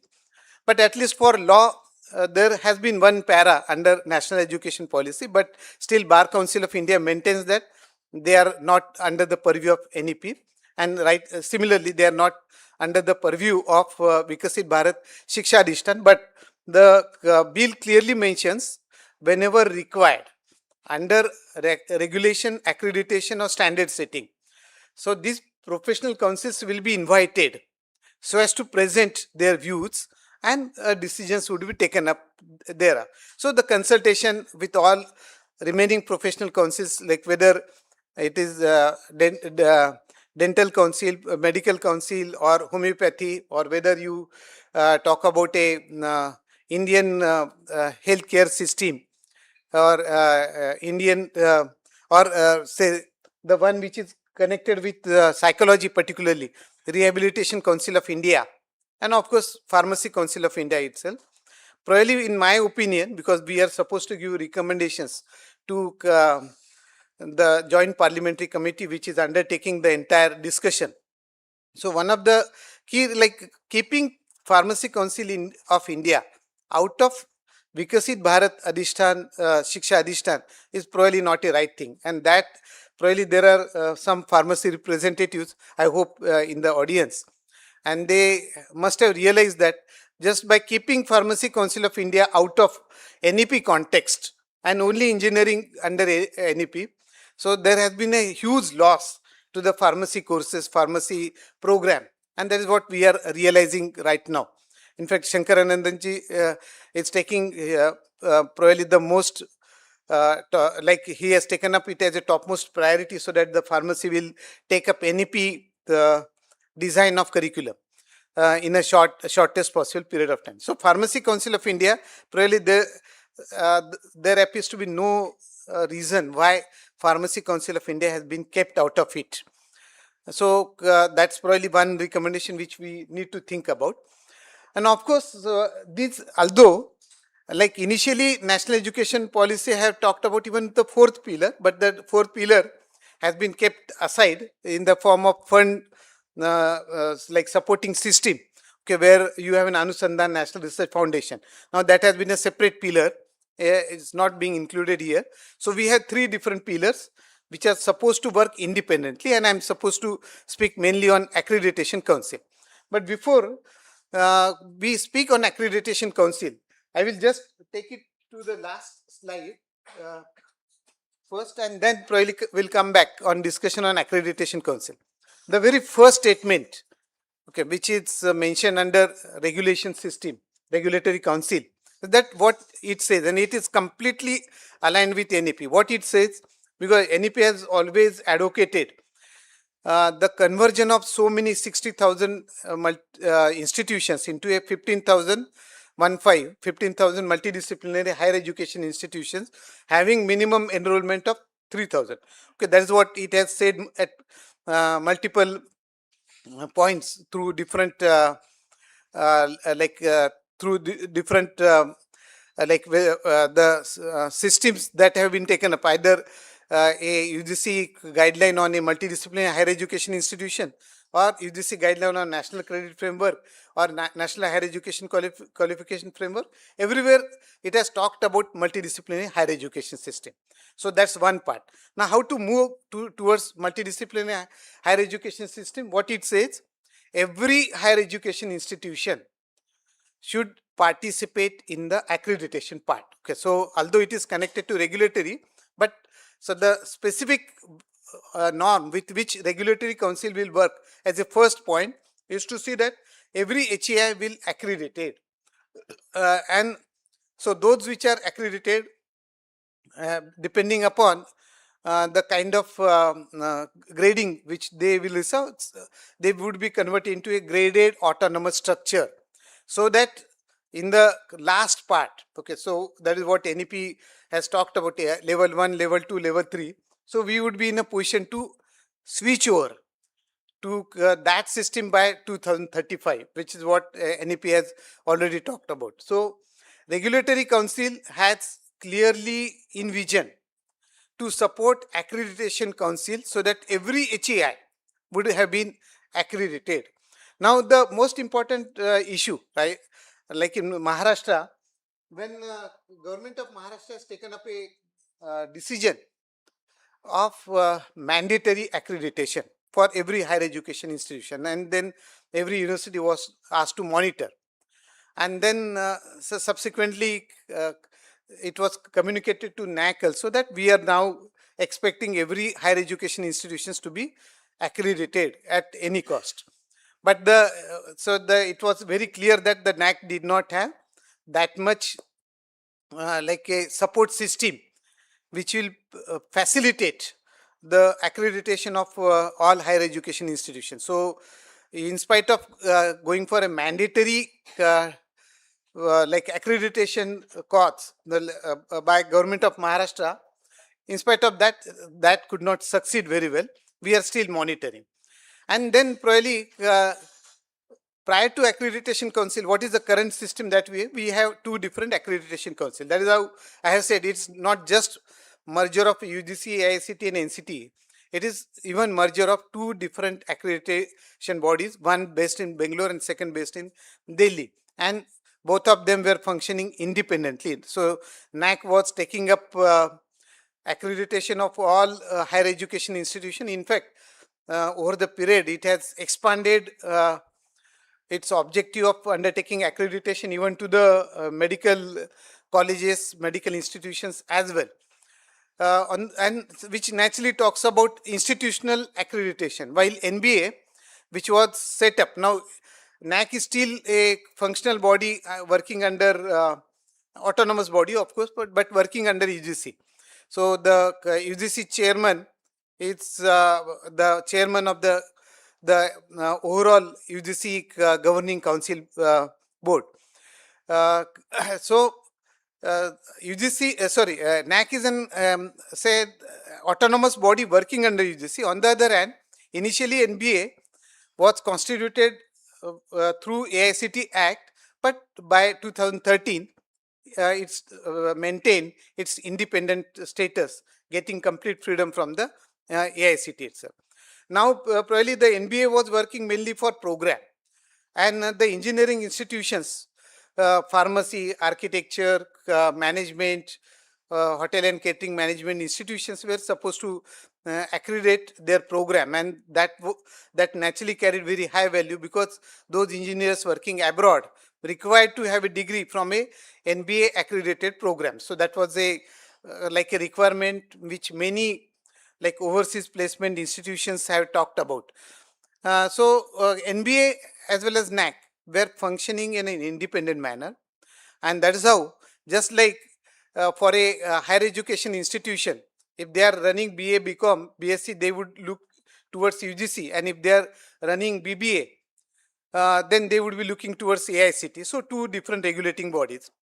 Similarly, engineering institutions wanted to have the accreditation of their entire institution, and then some of the programs, so may not be 100%, but some of the programs could be accredited by NBA itself. So that's how the current way of working.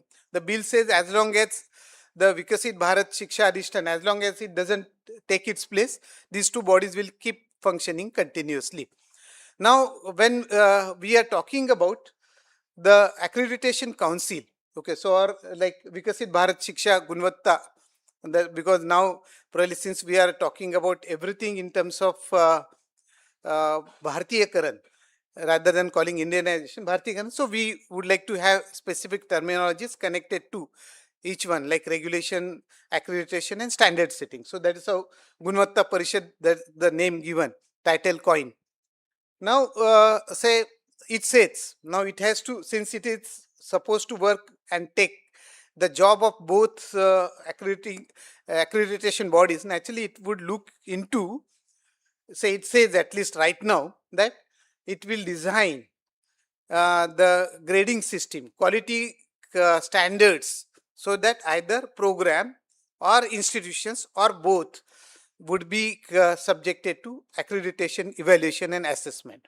That is what it's right now says, that so it will undertake even an assessment of the program, and it will undertake an assessment of an higher education system, primarily through setting up a quality standards, which will not only based on input requirement, okay, the data which is being supplied, but at the same time, what was expected outcome of all those systems, okay, that would be precisely defined, and would take up a completely technology driven system, so that the accreditation can be performed as quickly as possible, because that is what the aim, because we want every higher education institution to be graded by a specific accreditation system. Now it simultaneously talks about the empanelment, because it's not possible, like right now you have more than 60,000 higher education institutions, which may be converted into 15,000 in years to come, but still that becomes a very large job. Okay, so even today, since NAC came into existence or NBA came into existence, even today we are well aware that not more than 20% of the higher education institution have gone for accreditation. Some of them would have gone for fourth cycle as well, but there are many higher education institutions which have not at all gone for accreditation either by NBA or NAC. That's the current stage. So they talk about empanelment of many agencies which would be recognized, authorized, empaneled for carrying out this assessment of all higher education institutions itself. So if you look at the overall composition, probably we will get an idea about the composition of the similar two other councils, but that is more or less common in a sense that all three councils will have maximum permissible 14 numbers. and it says that there will be 7 academicians, which is who is supposed to be at least of a professor rank of 10 years experience. So minimum, like an academician whose strength has been defined in terms of 10 years as a professor experience. So 2 would be coming specifically from the state higher education institutions, state universities. 3 would be coming from the institutions of national importance, and 2 maybe from different categories, but in a like a senior professor category. That's what we are looking for. And then 2 specific experts connected to accreditation. And then since there has to be a very good connect between the 3 councils, although they are functioning independently, so we would see that there would be representations from the regulation council as well as standard council, so that there will be a continuous dialogue between all the 3 councils. And then because although like the accreditation council may be in a position to find out the fault of a higher education institution, but it does not have authority to penalize. So for like imposing penalty, it has to switch out to regulatory council only. So from that perspective, they need to be well connected, and naturally standards connected to certificate, diploma, degree, postgraduate program or PhD, okay, which is being set, okay, need to be converted into an outcome based parameter. So that's how all the 3 being well connected through a system. Now particularly the president and the member secretary, who would be full-time salaried professionals, would have been selected through a search committee which is constituted for the selection of vice chancellor. Composition is different, but there would be a search committee which will select, which will recommend president as well as member secretary to honorable president of government of India, and then accordingly their name would be finally approved to work as a accreditation council. Similar system exists for other 2 councils as well. Normally the president is supposed to have a term of 3 years, which could be extended with satisfactory performance for additional 2 years, and as one additional term is possible. Okay, it could be a second term may be granted, provided like the age limit of 70 is not crossed. That's how the composition is being constituted right now. The other part, like how the search committee will work, okay, everything will come, it seems like it would be developed subsequently. And the most probably, like the way of functioning, okay, right now the bill doesn't talk much on or doesn't present much on the day-to-day functioning of these councils. It is said that once these councils are constituted, then they themselves will start developing their working procedures, and probably all the requirements, okay, which are required to be connected for conduct of a meeting, like in terms of quorum, in terms of resolutions, everything would be decided as a subsequent part of the system.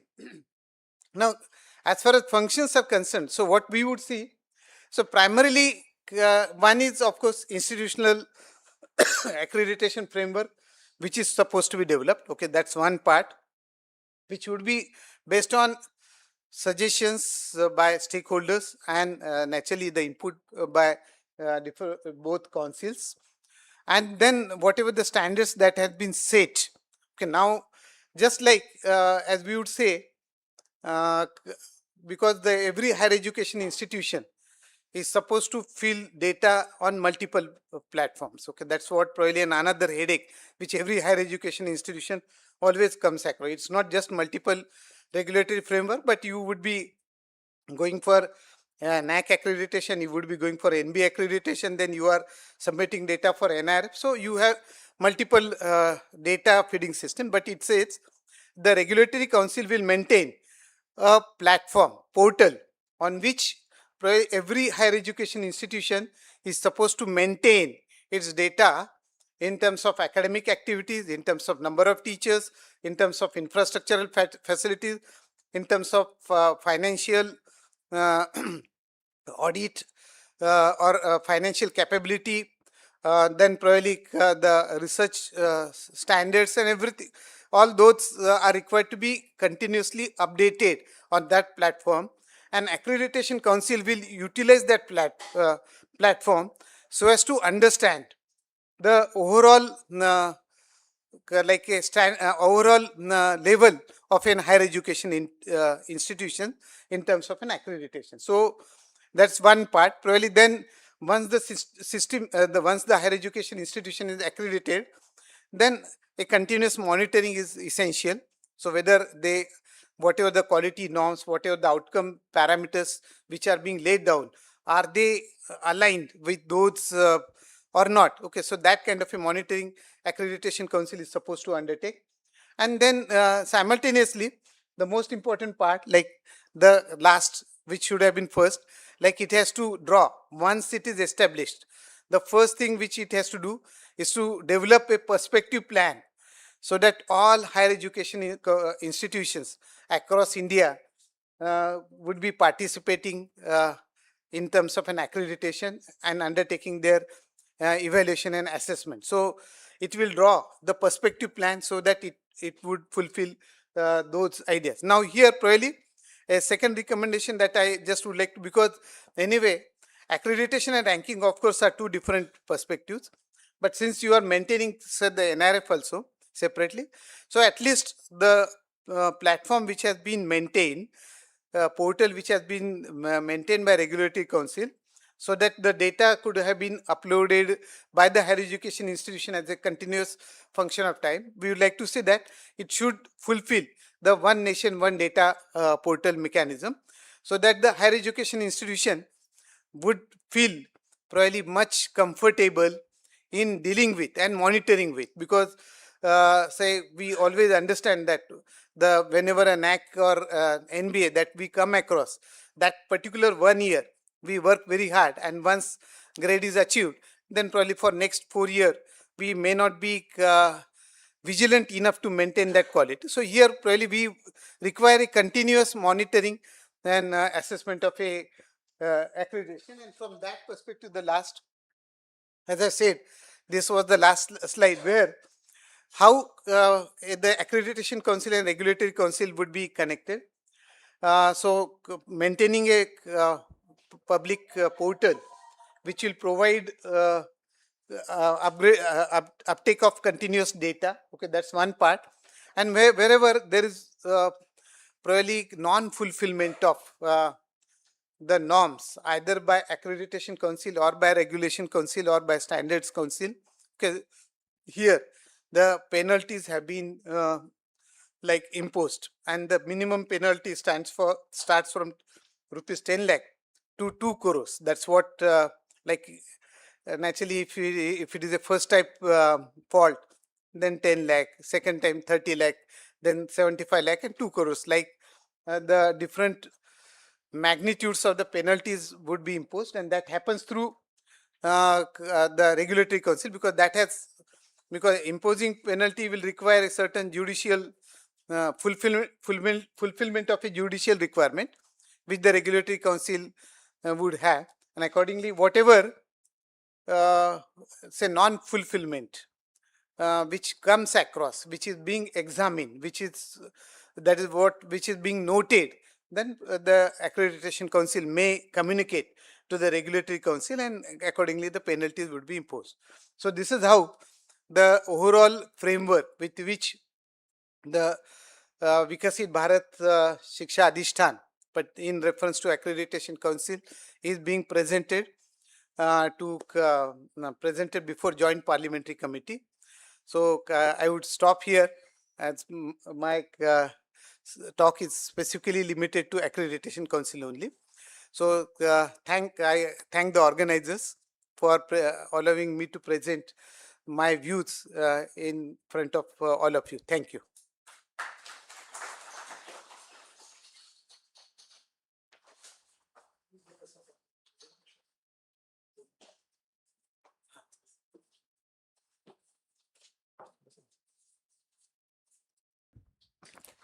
Thank you, sir, for your insightful guidance on the Accreditation Council. We are confident that your inputs will inspire us to move forward with greater clarity and commitment towards strengthening the Bharatiya Shikshan Paddhati. हमारे इस द्वितीय सत्र के अगले वक्ता हैं professor S मंथा जी. मैं professor Aditya Abhyankar से निवेदन करती हूं कि आप मंथा जी का परिचय दें.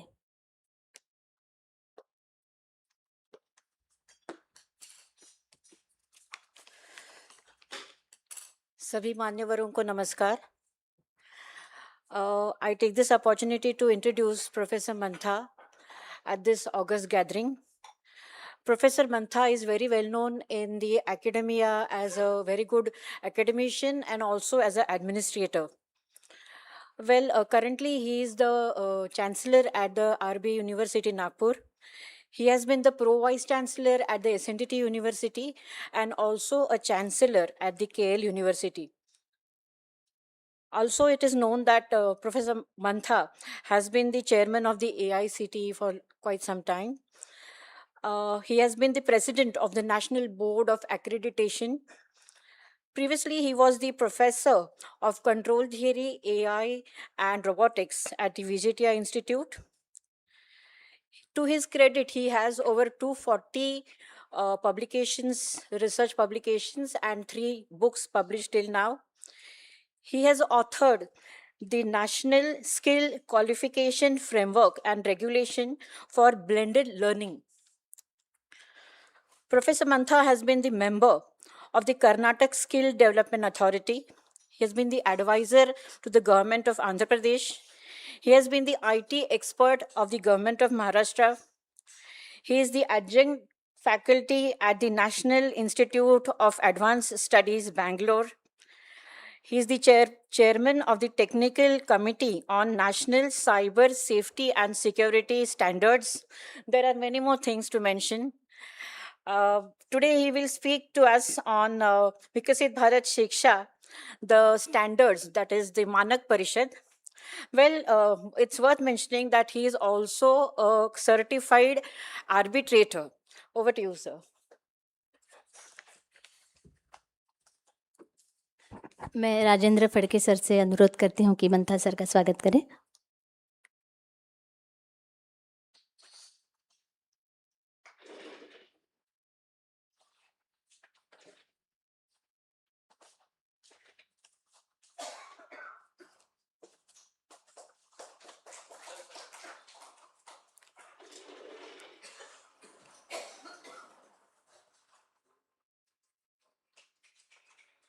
Thank you Phadke sir.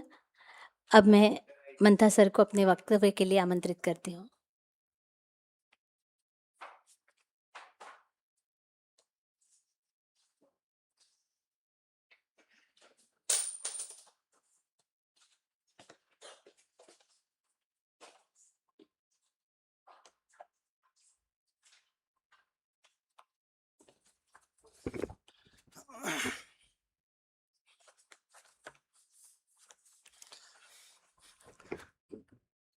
First of all, thank you, Bharatiya Shikshan Parishad, for inviting me here to share a few thoughts that I have on the Standards Council of the new Adhishthan bill. Dr. Kulkarni, the current Vice Chancellor of Mumbai University, Dr. Suhas Pednekar, Dr. Khole, predecessors in the same office, my friend Dr. Mohitkar, other invited guests, Dr. Fadke.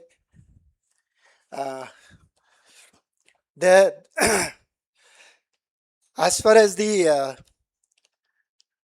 bill is concerned, like Professor Kulkarni said, my topic is Standards Council, and I will need to speak about the constructs that makes the Standards Council and how it is viewed and so on. I'll take a few cues from what Shankaranand ji said. We need to compile the concerns as well as the good points within the bill and submit it so that the same can be addressed within the bill when it goes for review. Currently it's with the JPC, so it probably will take maybe 3 months, 6 months time to add and edit the bill as appropriate. Having said all that, the 3 councils under the commission, under the new commission,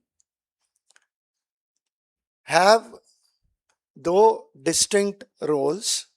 They are all also related and there will be some amount of overlapping, whatever way we look at the bill. So from that perspective, I would like to make some presentation on the provisions of the standard council within the bill and how it affects the overall education ecosystem, what are the concerns and how possibly some of them could be addressed. I have a presentation, but I'll not use that because I would want it to be more, interactive. It's always easy to make a presentation and, say that mera kaam ho gaya. So my view is how do we understand the bill and how do you relate the standards council to the bill. There is a purpose of the bill as I look at it, and there is a method that has been adopted. The method, like Professor Kulkarni said, is rooted in the national education policy. So whatever is said there is being reflected back in the bill. The purpose is to aggregate the education system that is too disaggregated today. We have, and in order to understand whether standards council or regulatory council or the accreditation council, we need to understand the spirit with which this bill has been created. Therein lies some concerns as well and some positive points as well. So that's what we must really look at. So what is the disaggregation that we are talking about? The bill tries to bring, the entire education under one umbrella and try and set the standards from a context of Viksit Bharat 1947 one. By that time, whatever our objectives are, they must be realized through education for a Viksit Bharat.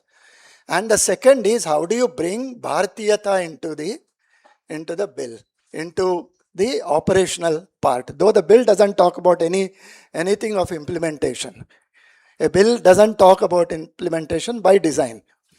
A bill would tell you what is to be done. Once the councils come up, they have their own procedures. Procedures have to be written. Regulations have to come out. Rules have to come out from each of the council, which are in alignment with the overall perspective of the bill. And then the process begins. So right now, the catch is in the detailing of the bill once the bill comes into effect. Now the disaggregation part that I refer to. We have 3 regulatory councils which are being referred here. Sorry, the current regulators. Though UGC is technically not a regulator, it's a University Grants Commission. It started with the purpose of providing grants for institutions, for universities. Somewhere along the way, they linked regulation with the grant giving process, and that's where all the trouble began. Okay. So it's a University Grants Commission. It was never a regulator by design. It became a regulator much later. AICT was set up as a regulator. So there was no ambiguity there. And NCT was also set up as a, doing both kind of things. So when you do regulation and when you also check for quality, there is a clash of interests. So that's what has happened with most of the bills. Now, how disaggregated is this? The UGC controls about 1300 universities, out of which about 450 universities are, in the public domain, state domain. And there are about, 45,000 plus institutions. Many of them actually do multiple disciplines. So the count may go up. So technically there are physical institutions that we talk about, brick and mortar. There are about 45,000 of them under the university UGC system. And out of that, for all those 45,000 odd institutions, they are affiliated to these 450 universities in the public domain.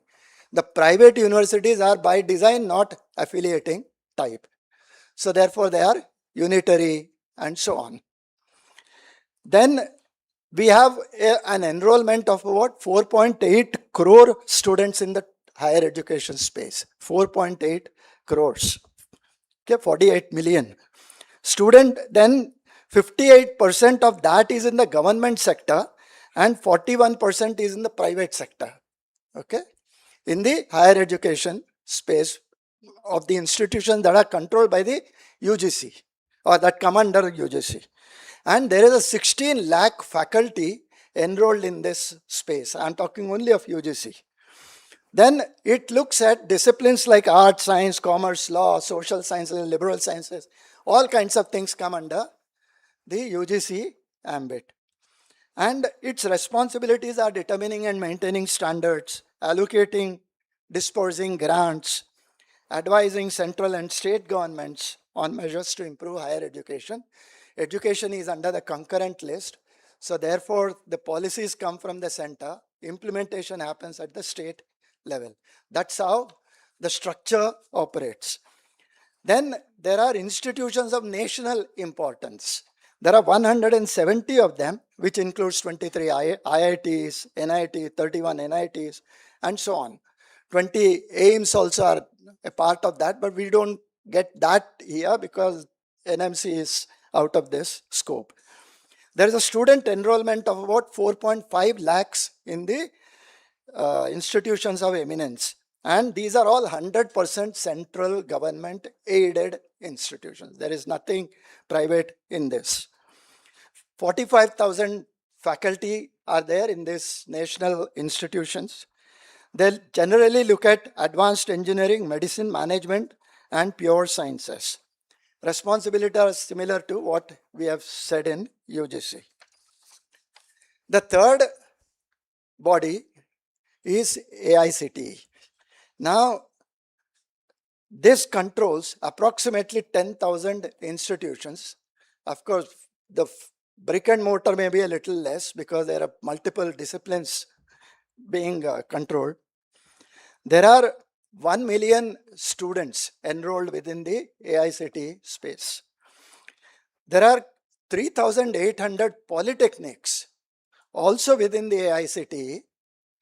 This is one point of contention. I am only, giving certain points to improve the bill. So in that sense, it should be looked at, constructive approach. Now the 3,800 polytechnics that we are talking about, they are all in the state domain. They are, they are not really affiliated to university systems. There are boards of technical education within state governments, and they control, they oversee the standards, all kinds of things, though AICTE does look at setting some standards at the top level. But the bill doesn't make any mention of the state boards. The bill is silent on what happens to the state's control of the polytechnics. So this is a concern that we must address within the bill. And there are 3,800 of them. So it's not a small number either. And there are 7 lakh students enrolled within that space. They generally look at engineering, management, MCA, applied arts, all kinds of disciplines are there. Then we have NCT, which looks at 17,500 institutions approximately. The student enrollment is about 18 lakh students in that space. Then it's largely private, aided and unaided college within the NCT sector. Okay. And faculty strength is about 2.6 lakhs within NCT. What kind of disciplines they look at? B.Ed, M.Ed, D.Ed, physical education, B.P.Ed, all kinds of things which are associated with education. And again, prescribing minimum qualifications, curricula, methods, all that is the part. Then I have Council of Architecture. Now, before going there, I'll just point out 2 things for your reference. We have, the bill includes institutions of national importance, okay? Which means technically IITs, NITs, everything is under the bill. Having said that, we must also realize that all these institutions are governed by their own acts of parliament. You know, IITs are set up by an act of parliament. NITs have an act of parliament. But the bill is silent on what happens to those acts. So once this comes up, how do they look at the national institutions? Do their parent acts stand? That's a question. Now, having said that, the normal rule in law is when a new bill comes, it subsumes the earlier bills within that subject domain. But here I want to make a reference, and I'll go back to Council of Architecture now. There are Pharmacy Council, Council of Architecture, and Medical Council, Dental Council, Nursing Council. All these councils, Rehabilitation Council, those councils which come within the health sector, they all need license to practice, okay? An architect cannot practice without a license. A pharmacist cannot practice without a license, right? The Council of Architecture Act 1972 and the Pharmacy Council Act, which is even much earlier than that, 1960s around. Now these acts, pharmacy is not a part of this. So let's forget about pharmacy for some time. Council of Architecture, the institutions of Council of Architecture, which are about 600 institutions, about 1.4 lakh student enrollment, and 18,000 faculty strength. These institutions, architecture institutions, for the education part, for the teaching learning part, they come within the bill. But they will not come within the bill for the purpose of granting a license. Okay? Then COA will act. Then COA will still prevail for licensing. But for regulation, those institutions will come under this act. Right? Now, in this is a bone of contention even without the bill. Because earlier, AICT was doing this, Council of Architecture, the architectural institutions were a part of AICT, and there are multiple court cases there where the Supreme Court has said that there is a question, there is a part of how you conduct the education before giving license to the students in that institution or not. Okay, there are multiple cases like that, judgments like that. So which means that tomorrow, if I don't take care of what the Council of Architecture is saying, with the new bill coming in, I'll end up with the same problem. They'll still go to the court and argue that my regulation you cannot do because my licensing is tied to that regulation. You can't take away regulation and separate out licensing. So these are some of the issues which must be looked at. Then, Now, having said that, we will go back to my basic standards council, and some more points we will discuss. It aligns with the national vision. Like I said, the bill aligns with the national vision, and we must be very conscious of that. So, knowledge-driven economy, global education hub. We are inviting private universities here not to raise their prestige. We are inviting them to project our country as a global hub. The best of the universities must come here, but the purpose is to project ourselves as a education hub, the best education hub, rather than promote those institutions. Then world-class education ecosystems, outcome-driven academic governance, transparency, innovation, research, skilled workforce, inclusive growth, and finally Bharatiya knowledge, integration. These are the purpose of the bills. Now, if you go back a little, we have central universities funded by the center. We have state universities funded by the state. We have deemed universities. We have deemed to be universities. We have institutions of innovation. We have world-class universities, and so on and so forth. This is a highly disaggregated system. So the bill aims to bring these things together and make a pitch for education to be treated as one entity and not as disaggregated entity. But having said that, we go back to the Standards Council. First, the standards have to come. Then the regulation will use those standards and do some regulation procedures. And then the accreditation parts comes to measure the quality. So it flows in that channel. First standards, then regulation, then accreditation. Now, when I have all these things subsumed within the bill, one question we must answer is, can a standard or a regulation or an accreditation process be same for B.Ed and for measuring machine learning and computer science? Can the standards be same? Can the the quality metrics be the same? Can the accreditation be the same? Things like that.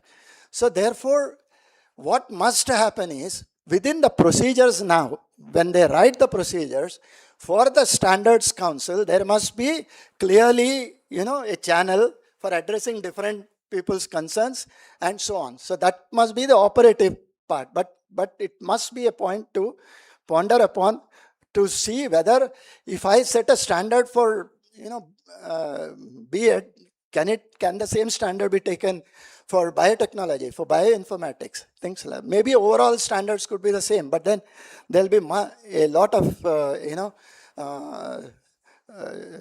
thinking required to address that problem. So subsequent to that,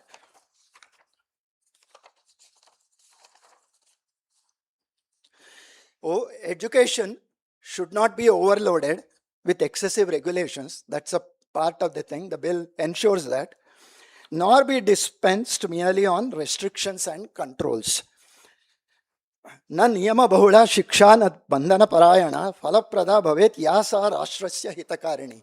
So which means that let the regulations be as little as possible. NEP says that it's tight and light, and so this is what it is, and we must appreciate that.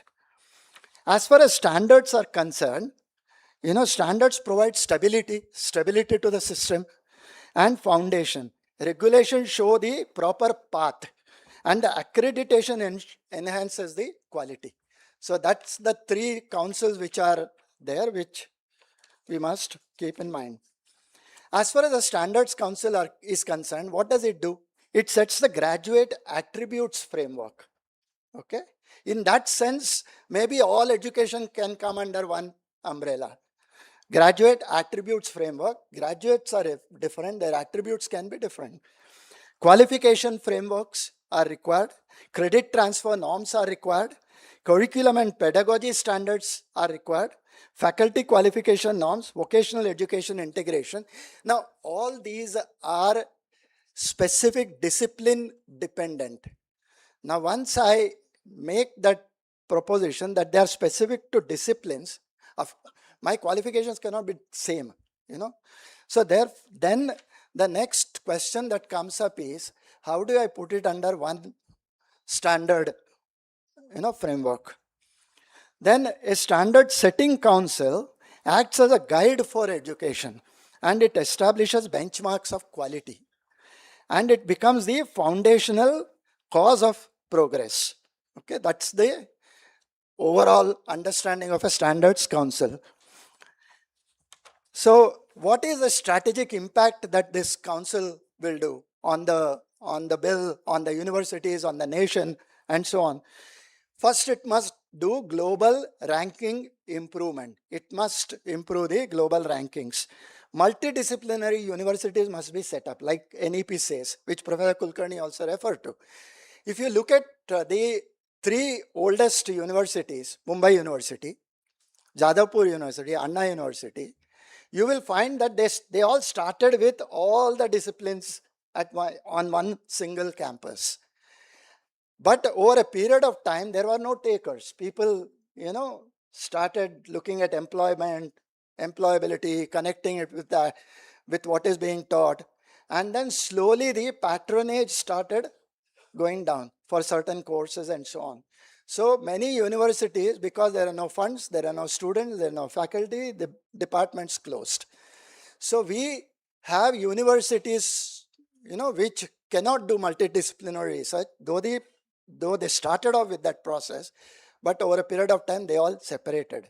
And you will find that in today, the disaggregation has been so much that in Tamil Nadu, there is a university to teach dance. So can we disaggregate education to that level? So bringing all that back into one single setup looks good, but there are concerns which we must address. Now, there are certain primary challenges which this Standards Council must look at. Low GER, which Professor Kulkarni also referred to. And furthermore, it ranks 129th out of 146 countries for tertiary education enrollment. In absolute numbers, we have very high enrollment, but by percentage, we are very low, right? If I say 30 is the GER, what it actually, in the higher education sector, what it actually means is out of 100 eligible students who can go to college, only 30 are going. Now, why are they dropping out? The other 70, why are they dropping out? They don't have the money. Education is very expensive, and they do not like what is being taught in the universities. They want to do something else, so therefore they drop out. Now, faculty shortage and vacancy crisis is another one. Whether the bill needs some modifications to address this problem is something we have to look at, but that's a part of detailing. It cannot be a part of the bill per se. Only 38% of Indian higher education institutions offer postgraduate programs, and a mere 3.6% offer PhD programs. Now, this is a completely, you know, the other side of higher education that we have. This bill should, you know, facilitate, enable the systems to see that these aberrations are corrected. They are probably not aberrations because they have been continuing for so long, for almost 70 years now. While IIT and Delhi and Bombay secured places in 150, the other universities are nowhere in that list. One more reason is we routinely fill a lot of data, be it for NAC, for NBA, for NIRF, for a host of other quality systems that we have, right? And what do? And we also have a website, our own, the institutional website. There is some information on the website. There is something else in NIRF. There's something else in NAC, something else in NBA. We game the system. NIRF is a number game. And if you really understand the processes and the parameters, you can see how you can improve the institutional performance. Now, any method you take, there will always be concerns. But then method should be seen to be above board.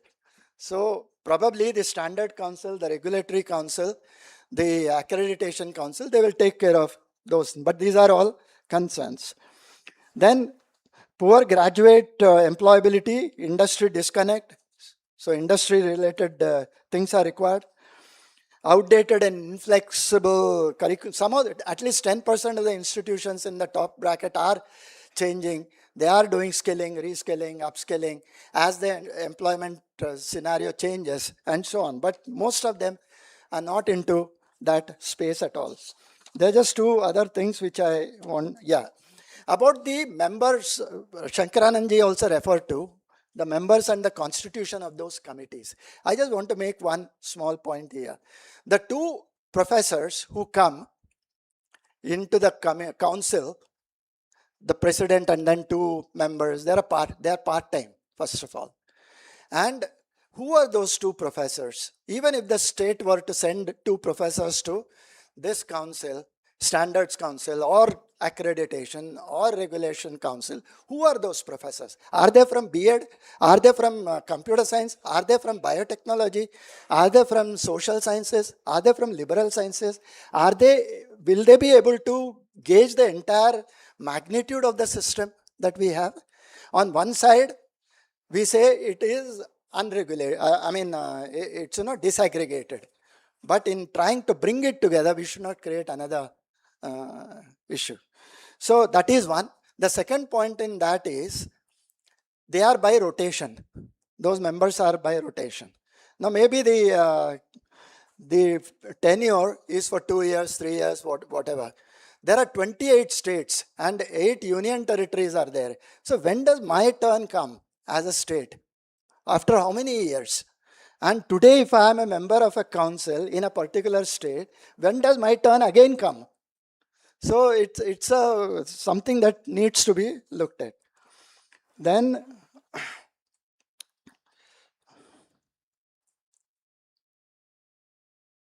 yeah, the bill also specifies that they will look at other professional bodies.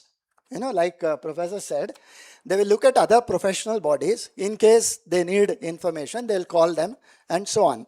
I'm not going into the other professional bodies in the sense that they are limited to medical council, pharmacy council, and so on. They are there.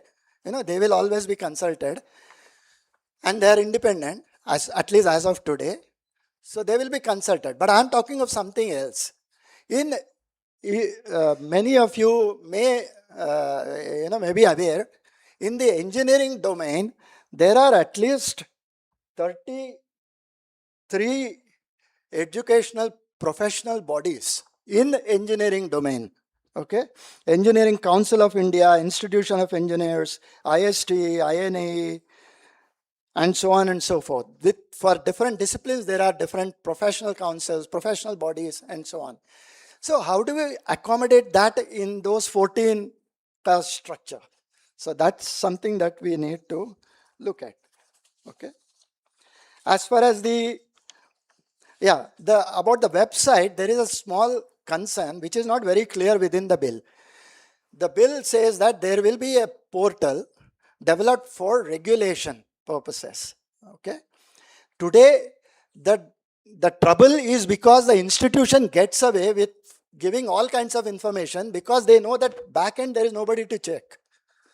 So what should happen is, your website data must be pulled into those web portals that you are designing, that you are creating. There is a technical problem which we must look at.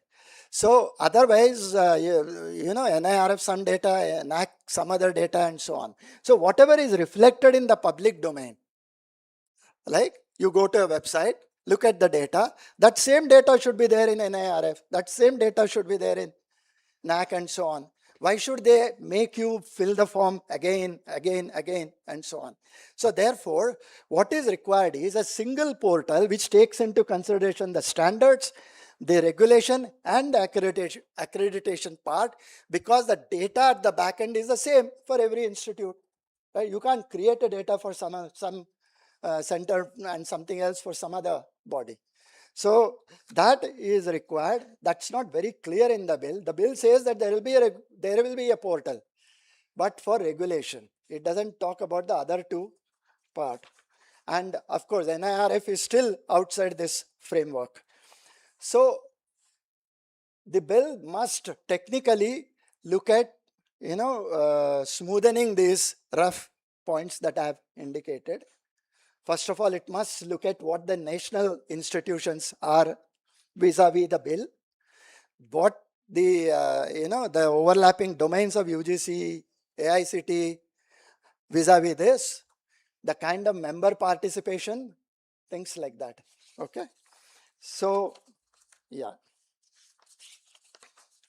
grants, of course, is not a part of this bill, but there is a provision for grant, but that grant provision is only to run the commission, not for giving grants to universities or institutions. So that's a separate body. So Professor Kulkarni referred to who will take that decision as to, and Shankaranandji also referred to in the morning, who will take that decision as to who should be given a grant.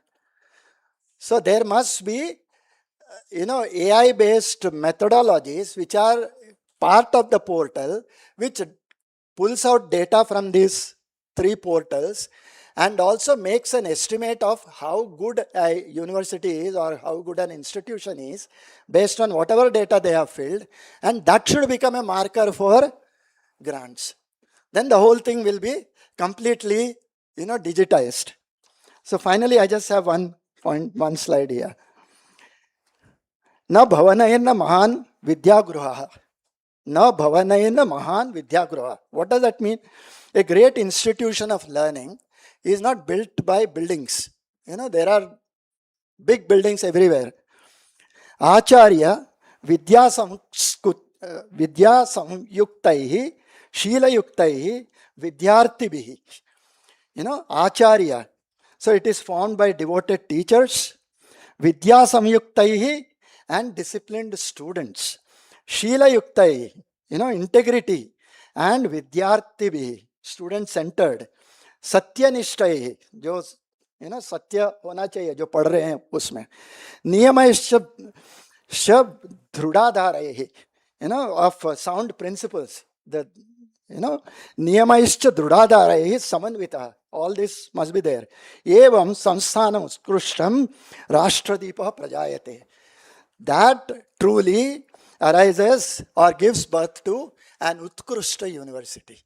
So it's not just buildings, it's teachers, it's you and me, and the regulators and so on. So when all these people come together, we will get a bill that looks at Bharatiyata and also looks at the 1947 vision that we have. Education must play a very important part in that. And there is a saying, there is a famous quote which says, if you want to destroy any culture, any culture in any country, if you want to destroy, attack their education. Probably Macaulay did that. We need to de-Macaulayization, maybe if I can use that word. Thank you.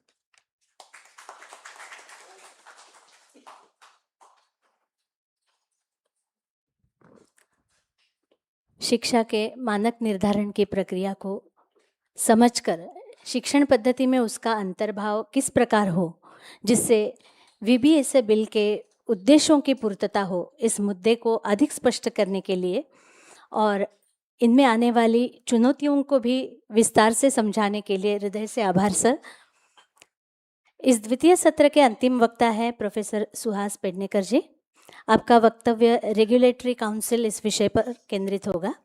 मैं professor Meera Shankar ji को आपके परिचय हेतु आमंत्रित करना चाहती हूँ।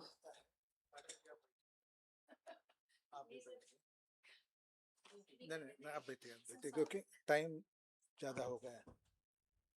ज़्यादा हो गया और ख्वाहिश नहीं है मुझे मशहूर होने की। आप सब पहचानते हैं, मेरे लिए वही काफ़ी है। And I'm being the host, no felicitation. Some of you will agree with me. Being the last speaker is always challenging. There are some advantages and there are some disadvantages or challenges.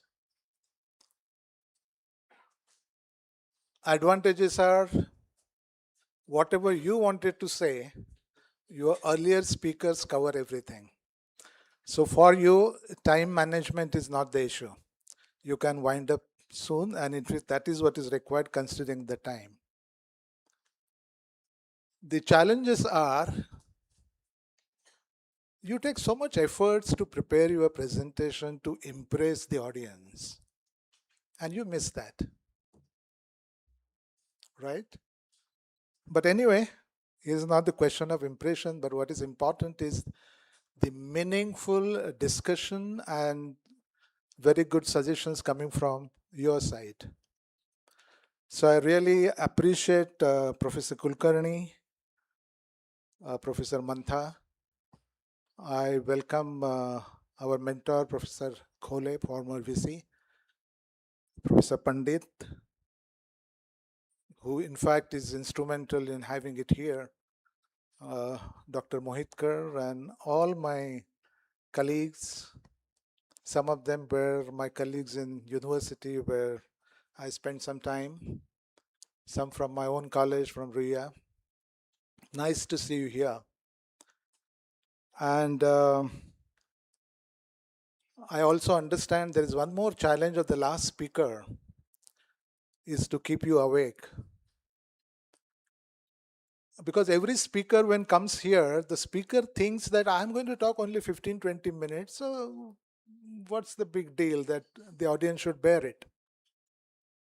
But after so many speakers, they don't realize that the audience is the same, who have to listen whatever everyone says. So we cannot, even test their patience. So my job is easier mainly because even though I'm going to cover one of the council, that is regulatory council, even that was covered by many speakers. So probably to facilitate the last session, which again I'm going to chair it, is to help you connect the dots of whatever been said in bits and pieces, so that at the end we will be able to prepare that draft to be submitted. And I'm quite confident that considering the presence here, apart from what we have said or our earlier speakers have talked about, we'll get a good suggestions. And since I represent BSM, Bharatiya Shikshan Mandal, you know that the main idea of Bharatiya Shikshan Mandal is not just to organize the discussions, but act as policy intervention level also. We believe that Shiksha se hi parivartan hoga. And policies are made, that's fine. But policies with capable people, with right approach and appropriate resources and right intent, only then we'll be able to bring the transformation. Before I just say a few things about regulatory council, I think the time has come for all of us, after you listen to all the speakers, is when a new framework of Viksit Bharat Shiksha Adhishthan is proposed, our responsibility is not merely or blindly praise or oppose, but to examine. Is it rooted in Bharatiya thought? Does it strengthen institutions? Does it empower teachers? Does it preserve autonomy? Does it prevent commercialization in education, which is equally important to ensure the inclusiveness as far as... So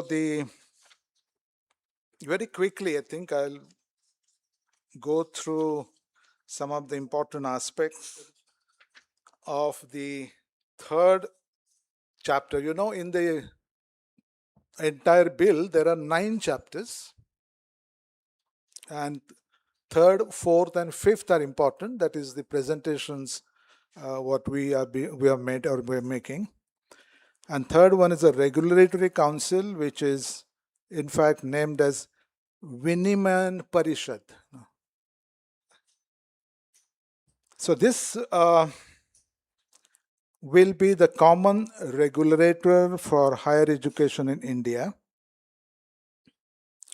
So before discussing, I think is quickly, I'll just let you know, like the other two councils, the composition is almost the same. The president, representatives of eminent academicians and education experts, institutions of national importance, there will be representation from, some representation from state government, representatives from professional bodies and higher educational institutions, nominees from the Ministry of Education, and representative from the Accreditation Council and Standard Councils too. So this particular council, in fact, is designed to bring together academic experts, institutional experience, governmental oversights, etc., etc. So in principle, this particular structure aims to balance academic leadership and regulatory responsibility. However, you know that the effectiveness of such council will depend greatly on how representatives are balanced, coming from different sections. And one of the very first presentation by Honorable Shankaranandaji, he very rightly said that the fewer number with such a large country to control, or rather, not control, but to take care of education, and considering the number of state universities in all the states, the representation is very less. And you all know the current, in fact, scenario is, whether it is UGC, AICT, NCT, all the heads are coming from the teaching profession. However, now all these compositions, if you see it and examine it correctly, you will see they're going to be bureaucrats too. And that is one thing is, I feel, some alarming situation. So no doubt it's a single common regulator has been already discussed. With that, the multiplicity will end. Confusion will be reduced, no doubt, to many extent. And because of the portal and everything, I think the transparency will increase. However, that will also pose some challenges to institutions from the rural areas especially. And even talking about standards, I think we need to also look into whether uniform standard will really work, considering so much of heterogeneity our country has. And no doubt, but I would say it's a good attempt in terms of bringing more transparency in finance, audits, faculty, courses, outcomes, etc., etc. Prevention of commercialization is equally important, and high performing institutions will be given that authority, and we have to also ensure probably how they will use it in the best possible way. Another good thing is there's a good proper student grievance mechanism under the regulatory council, and authorization of degree granting power. That is, accredited institution may grant degrees. At the same time, there is authority given to the councils to take it back, which is something little alarming situation. We have to look into that, and I think you study it carefully and give suggestion. Somebody sitting from the bureaucracy and taking decisions, even in imposing penalty to the institutions, as has been said rightly, the small institutions, it's not. In fact, somehow I have gone through all the stages of managing the institutions in various capacities. It's not easy to run institutions in our country with the limited support we get from every corner. Foreign universities, in fact, is not properly spelled out as what would be the guidelines for those who wish to come here and open their campuses. And that clarity, I think, is equally important. But by and large, I would say the initial part, there are good, the good things being put in the bill to bring in some transparency. However, as far as the regulatory council is concerned, there are certain critical observations we need to note down, or we expect some suggestion from your side. Over centralization, I think that is even Shankaranandaji has already covered that. Now the question is the prior approval required for new campuses, constituent colleges, degree authorization. I feel, will this slow down institutional growth? Because even some of the institutions are doing well, every time you have to get the permission from there, and we know how things work. So should a highly accredited institution not be trusted more? There is a representation imbalance, which I already talked about. The council includes eminent academicians, national institutions, government nominees. Has been talked that NITs, IITs, IIMs, ICERs, NICERs, everything, all those so-called top institutions in the country. And suppose that representation comes from such institutions which probably do not know or do not understand the ground realities of state universities or the higher educational institutions in the country, what would be the situation then? And as I said, it is something which is very, very striking, where I think all should look into it. That state universities, in fact, as you know, take a maximum share of enrollment in the country, and they've always been neglected, unfortunately. So there is a time now, at least, giving proper attention to that. And overall, if you see the composition of all the councils, including even the VBSA, the teachers' representation is less, because ultimately teachers govern the institutions, and I always believe as a teacher, this country needs that the teachers should be given more and more autonomy, more and more freedom. And that again is somewhere is missing in the bill. You all know that the Indian knowledge system is included, which according to me, that's a wrong title given right at the beginning. You are talking about Bharatiyata and you start with that Indian knowledge system as the English word, where it should have been something like Bharatiya Gyan Sampada. We are trying for that also, but it may take some time because that change has to be brought in. It's a process which is involved. And you do, and NEP expects inclusion of this in every discipline, which unfortunately, I'm sorry to say, you all are teachers and academic leaders, but this is one area where while you have started implementing NEP, is not been followed with the spirit, and probably it has been given as one of the verticals, a separate one with few credits.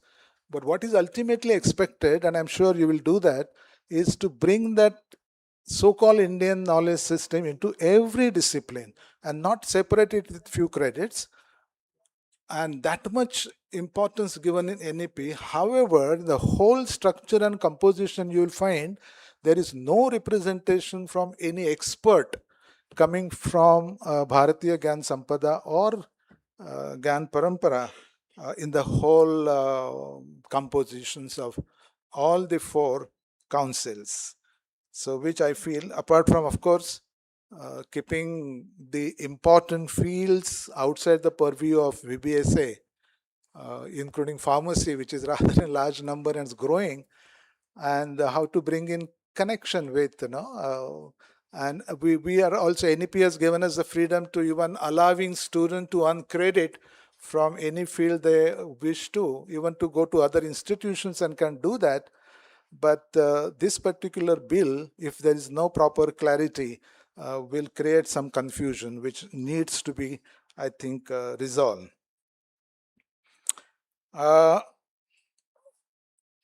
Autonomy is promised, no doubt, but every expansion needs approval.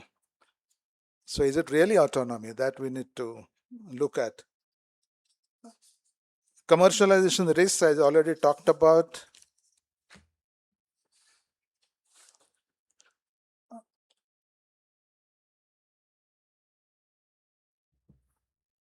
Regulator must ensure equity, and that is what I say, even in terms of deciding fee structure, to ensure that the students are not deprived of any education, and students should be given complete freedom to choose what he or she wants to do. I feel there will be some burden on small institutions, especially coming from the rural areas. Imagine the institutions from the northeast area. If we come out to everything with the uniformity and expect the same from them, where they've just started progressing, we need to look into that. The continuous digital compliance, data uploading, audit transparency, definitely rural colleges.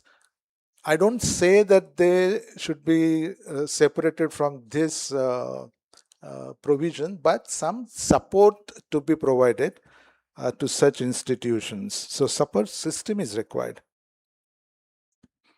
As I already talked about, interdisciplinary integration issue, because of so many sectors are outside the purview of this. Like for example, if engineering college student want to integrate or collaborate with the medicine, or that is important now. In fact, how the things are progressing. So even legal education, in fact, what Professor Kulkarni said correctly, I don't find any reason why it should be out. So there is going to be real little tussle, I feel, looking at the composition. And the tussle could be between teacher leadership versus bureaucratic control. And we have been experiencing, Mahitkar sir is sitting here, but you'll understand the feelings of all the academic leaders.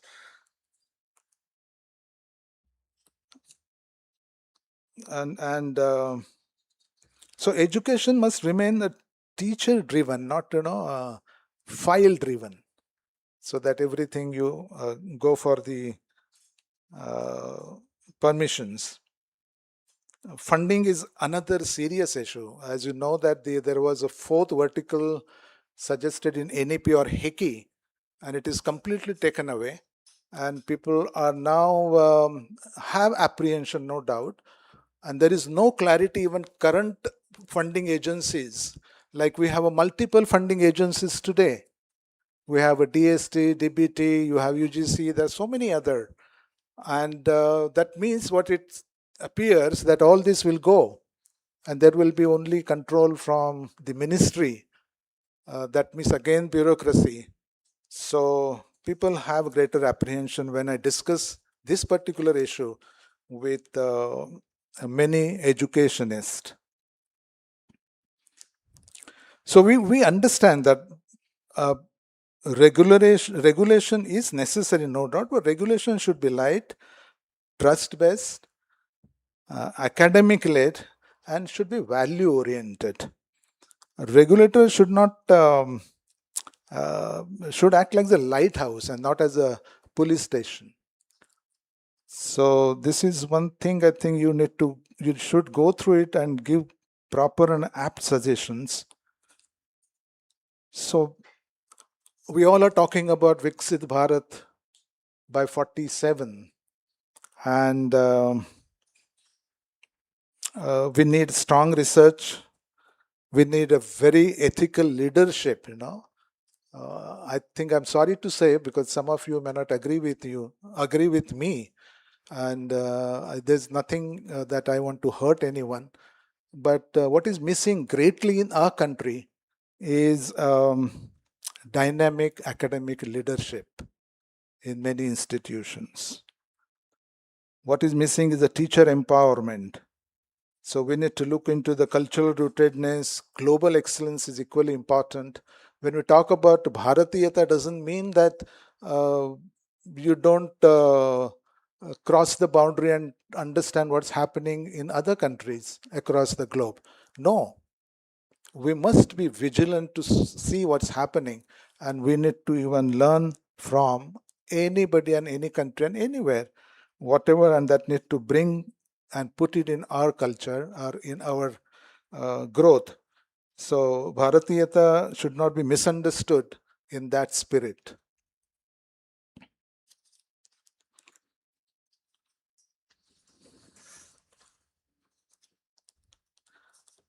So it is already late. I thought of covering few more points, but what I do now, because the next session start immediately, and though some of you must have done some homework, must have gone through the bill which we had forwarded to many of you through email for that, so that you might go through it. But I do understand, because of your busy commitment, many times you don't get time to go through it thoroughly. But those who have been attending all the sessions since morning, you got to know what exactly is there. Okay. So the next maybe about 40-45 minutes, I would definitely relieve our two speakers from here. They would continue, but they can sit there. And since, to save time, what I will do now is I'll take your suggestion. This is not going to be, please understand, this is not a question answer session. It's not Q&A. You ask questions and I or anybody will answer. This is the session where we expect good suggestions from you. And my only request to all of you is, you will be given, each one of you will be given about 2 to 3 minutes. Just introduce yourself with which institute you're from, if it is. And without talking about yourself and giving introduction because of the lack of time, you give us a precise suggestion what you have. And if somebody has already suggested that, then do not repeat, because ultimately what is required is good suggestions coming, which we all must have even missed out, and you must have thought that even this is important. And some of my colleagues will take down all your suggestions. So we are not here to criticize, or we are not here to even the praise, as I said earlier, but we are here to reflect, to analyze, and to suggest the improvement. And your suggestion definitely, it is expected to be in line with decentralization, how to protect small institutions, strengthen teacher leadership, integrate excluded disciplines, and how to ensure Bharatiya knowledge is operational, not just ornamental. Is that okay? So straight away, I think we'll believe. Can I get one mic, please? Hello. Hello,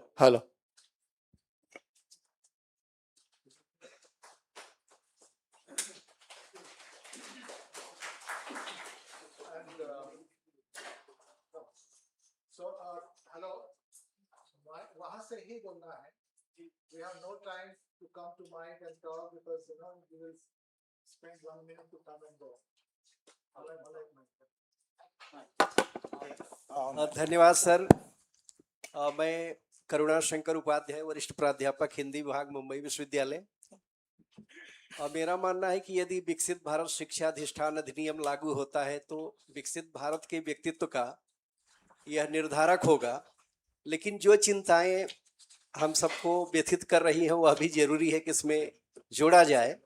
पहली चिंता यह है कि क्या हम America और Europe के प्रतिमान को ही अपना मानक निर्धारण करने के लिए, स्टैंडर्ड निर्धारण करने के लिए लागू करेंगे, यह हम भारतीयता से, भारतीयता के निर्माणक तत्व जो हैं, जो भारत बोध है, जो भारतीय ज्ञान परंपरा है, हम उसमें से भी कुछ प्रतिमान उसमें जोड़ेंगे, यह जरूरी है।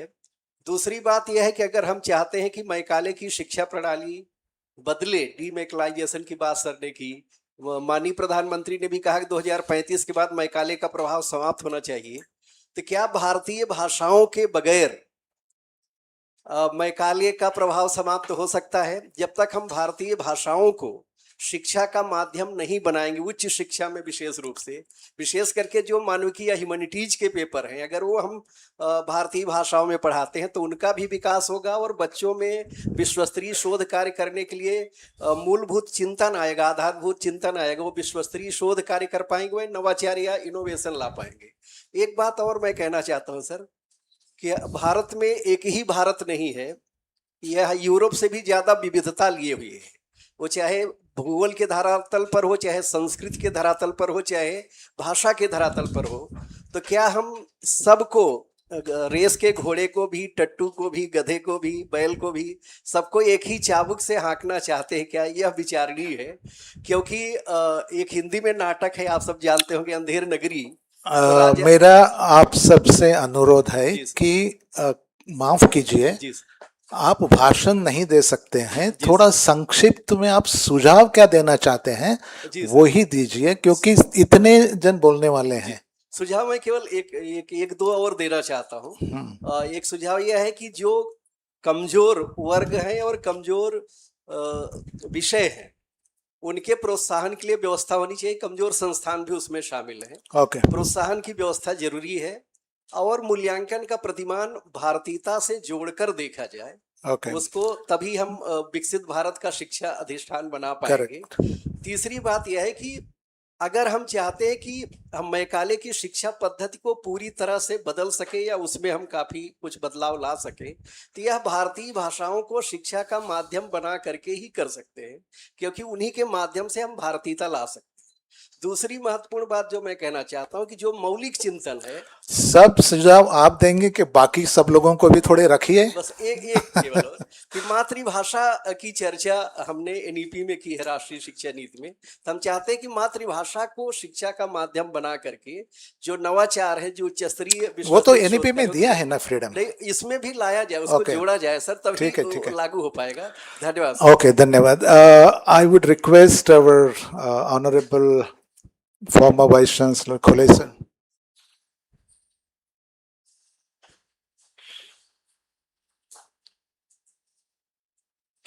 So I have a few observations to make.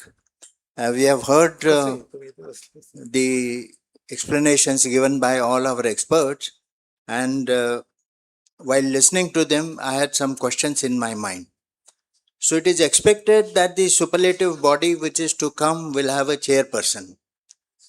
I really don't know how are they going to find this super person as chairperson, because the expanse of this superlative body is so huge.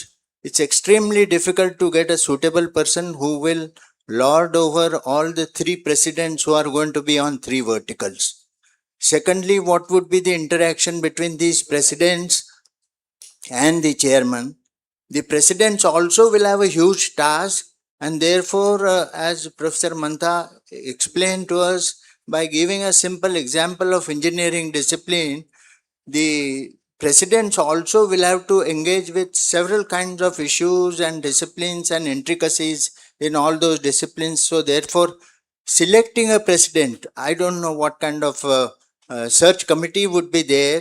I hope they will be able to do a better job. Third suggestion which I heard is about the portal that each institution should have and the information that they should be putting. We all know the information which is loaded on the portal many a times is false. And we have also noticed several institutions doing so well as far as their NIRF ranking is concerned, a fraud gets created by giving wrong information. There has been no mechanism to go back and check whether the information which is loaded is correct or not. on this all India level, when every institution would like to submit their information on the portal, and if the assessment and accreditation is going to take place based on that information, how correct will be the standards that we will know about that institution is a question. And I'm sure the other aspect, which we all know but we don't talk, is the backhand manipulation that takes place when such agencies carry out their assessment and accreditation. So that is another issue, a technological challenge, which these verticals should be in a position to address. We also have talked of light but tight regulation. I don't know what kind of tight regulation we have. Looking at the recent example and fiasco that has taken place, where the so-called AI power of the country was exposed in such a wrong manner, and anybody would expect, if a tight regulation was to exist, instant decision could have been taken. However, till today, till this time, no regulatory mechanism has functioned with reference to that institution. So, light and tight regulation is good in principle, but it should get reflected in practice also. We have been talking about Industry Connect. All of you who are associated with institutions, we all know how it is difficult to get Industry Connect. There are hardly any industries who take interest in our students. And our students also have their own priorities of selecting industries. They would like to have an industry which is next door. So such mechanisms which are provided in these guidelines, they must be practical and implementable. Secondly, we all realize that the industry base is shrinking. How do you find industries, and there are thousands of students, and you expect that all of them should get meaningful placement opportunities or internship arrangements? And internship arrangements we are visualizing for all kinds of disciplines. It's a huge task, and it has to be thought of very properly. Then only the industry connect that is visualized will come into the picture to a certain extent. The point of funding has been very crucial. Today in the country, we have nearly 50% of institutions which are private. Government funding is zero as far as private institutions are concerned. There are clearly biases against private institutions. Secondly, if you don't provide any funding, commercialization to a certain extent will take place, because all of them have to run the institutions. And therefore, how much of commercialization is to be allowed also needs to be decided. And how do you decide is a big question. Quite a lot of entrepreneurs have got into education.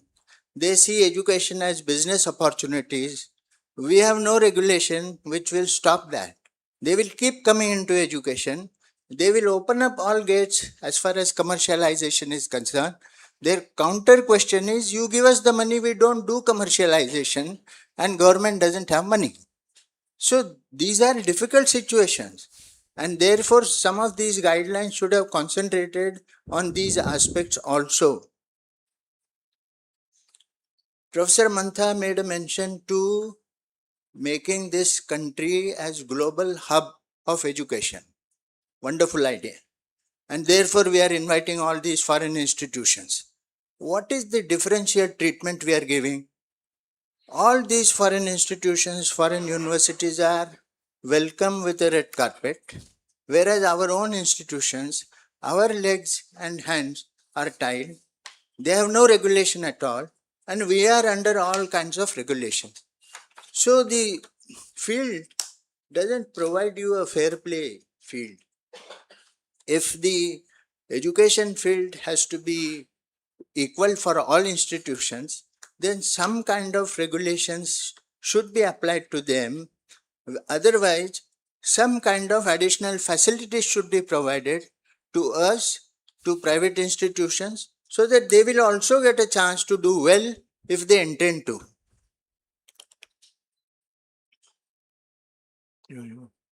Thank you. Thank you, sir. Anybody else raise your hands? Yeah. After that, you. Good evening everyone and thank you for organising this. माझे जे वाचलं पाठवलं होतं ते बरं झालं, त्याच्यामुळे वाचायला मिळालं. आणि जे क्वेश्चन्स रेज झाले होते ते सकाळपासून ॲड्रेस झाले, so I not repeat. The only one thing that I wanted to highlight, I come from a women's college. सो इवन अक्रेडिटेशनच्या ह्याच्यामध्ये आधीच्या ह्याच्यात सुद्धा आम्हाला जाणवलं होतं की विमेन्स इन्स्टिट्यूशन्स साठी जे नॉर्म्स असतात, जसे रुरल एरियासाठी वेगळे पाहिजेत, तसे विमेन्स इन्स्टिट्यूशनसाठी सुद्धा थोडे असायला हवेत. कारण मुली ज्या येतात त्यांना it's not a short term between education and marriage, ह्याच्यापासनं नेऊन त्यांना स्वतःच्या पायावर उभं राहायचं आणि एक socially responsible and contributing individual बनण्याचं इम्पॉर्टन्स हे ज्या विमेन्स इन्स्टिट्यूशन्सना करावं लागतं ते कुठेच रिफ्लेक्ट होत नाही. आणि मला सुद्धा डिजिटायझेशनच्या ह्याच्यामध्ये थोडं सांगायचं होतं की जेव्हा नॅक टीम्स येतात आणि 30% जेव्हा त्यांच्या हातात होतं, तेव्हा even they would say that you know certain things which were only numerically assessed, ते नव्हतं. आणि अकॅडमिक लीड जसं प्रेसिडेंट आणि chairman, I also felt it is unrepresentative. पूर्वी जेव्हा म्हणत होते academic leadership should have somebody heading it with the heart and soul of a teacher and not only a management graduate. तर ते मला वाटतं इथे सुद्धा, कारण ब्युरोक्रेटिक अँगल कमी व्हावा. थँक्यू. ओझा मॅम. नमस्कार, मैं Ruby Ojha, pro vice chancellor SNDT women's university. आदरणीय मंच और सम्माननीय सदन, मुझे सिर्फ एक सुझाव कहना है. बाकी सुझाव सर मेरे कट हो गए क्योंकि सब ऑलरेडी हैं जो मैंने सोचे थे पढ़ने के बाद. मुझे ये समझ में आया कि जो हम अगर ऐसा एक इवैल्यूएशन सिस्टम बनाना चाहते हैं जिसमें हम रूरल एरिया, अर्बन एरिया और किसी तरह की जिसमें कोई पार्शियलिटी ना रह जाए या किसी तरह का कुछ अलग अलग ट्रीटमेंट ना देना पड़े, तो एक इस तरह का फ्रेमवर्क बन सकता है. जैसे क्रेडिट रेटिंग होती है कंपनीज की, उस तरह की इंस्टीट्यूशनल रेटिंग्स का बना के, और उसके बेसिस पे कंप्लायंस कितना है, और कंप्लायंस कितना है on the basis of how much is the available resources.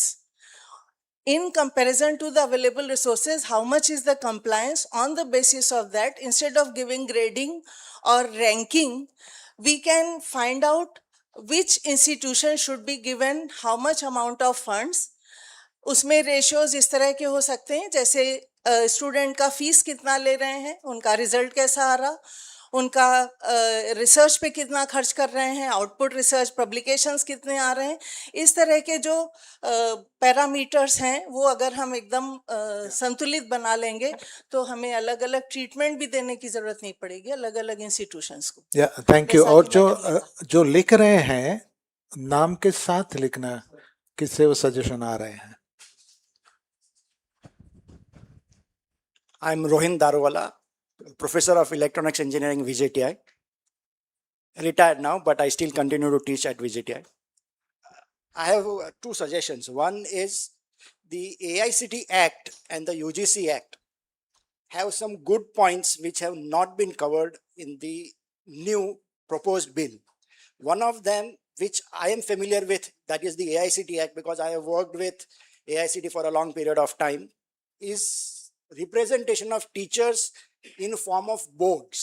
So there is a board of undergraduate studies, there is a board of postgraduate studies and research, there is a board of hotel management, there was a board I think previously for pharmacy, board for diploma education.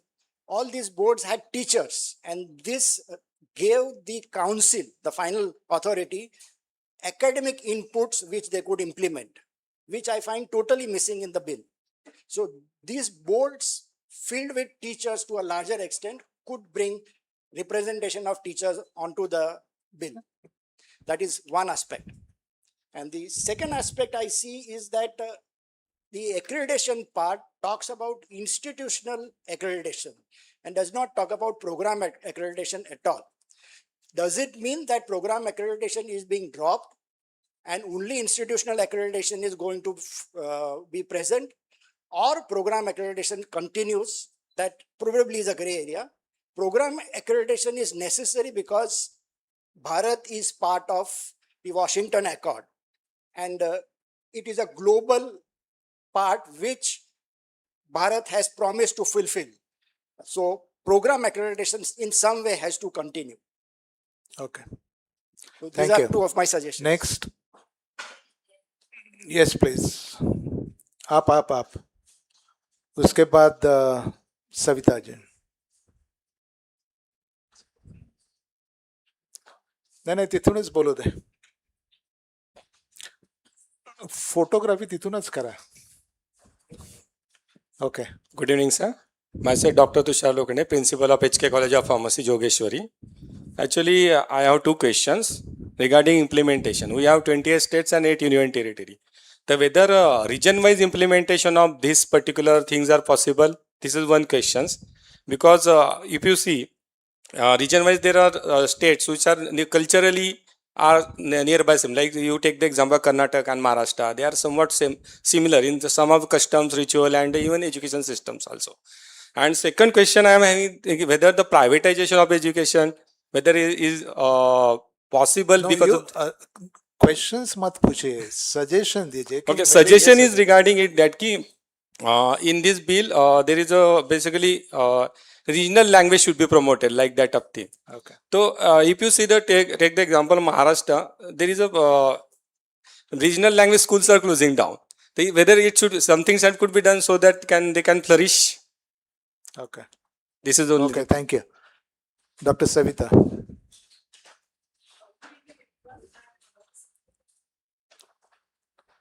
Good evening, everyone. I'm Dr. Savita Tauro from St. John Institute of Pharmacy and Research at Palghar. I have just two suggestions here. One is for the pharmacy program itself. And I come from an institute which was started under AICT permission, and then, we have gradually gone into the PCI thing. So I feel that Pharmacy Council of India, though we have an act which is there, and I feel because we come under the Ministry of Health and Family Welfare, therefore we are not getting all the privileges that are there under Ministry of Education. Hence the delay in the implementation of the NEP also for the pharmacy program.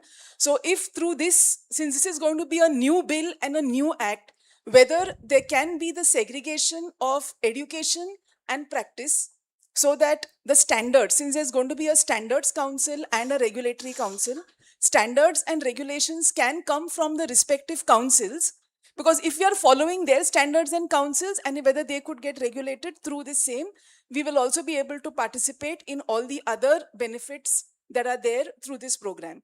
And the second suggestion is, while there's a concern about representation at the central councils of the different sections, can there be state level working committees under this which would contribute to the central council? So maybe that would help in representation and taking care of the diversity that is there in the various states in terms of the education practices and all the other facts that are there which are connected to the education system. Thank you. Yeah, thank you.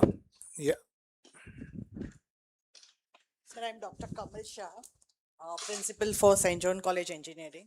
I have one suggestion, that committee, whatever we were talking about, we have not taken any industry representative in the committee. So if those 12 people, if we are considering, if any renowned industry person is there, so it will be a 360-degree, I would say, stakeholder representation. So that is one suggestion. And second, like ISO has come up with the education standard 21,000-2018 globally. For any school KG to PG, anybody can follow that standard. So if we can also have similar kind of framework, then those standards can be implemented for all the type of education. So we can take that as a base and build on that. So these are the two suggestions. I think there is an industry representation is there. Anyway. Sir, Yeah. I'm Dr. Nilesh Thakre, Head of Department of Psychology, SNDT. Namaskar. My observation is that we should be retaining the same kind of governance structure, curriculum autonomy, and the research. The topic of research we can choose with the Viksit Bharat agenda. That is one, and also the structure of the central structure can be also having the subcommittees, maybe the humanities, liberal art, engineering, or maybe the other kind of the subcommittees also can work within the purview with the central committees. Thank you. Okay, anybody? Sir.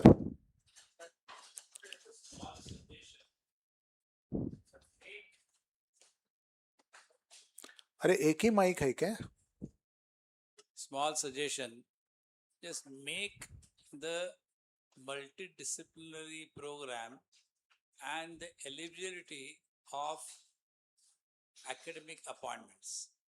There is a huge difference as a result of which a graduate in one, postgraduate in something else, PhD in something else, can't find any job because of the eligibility criteria.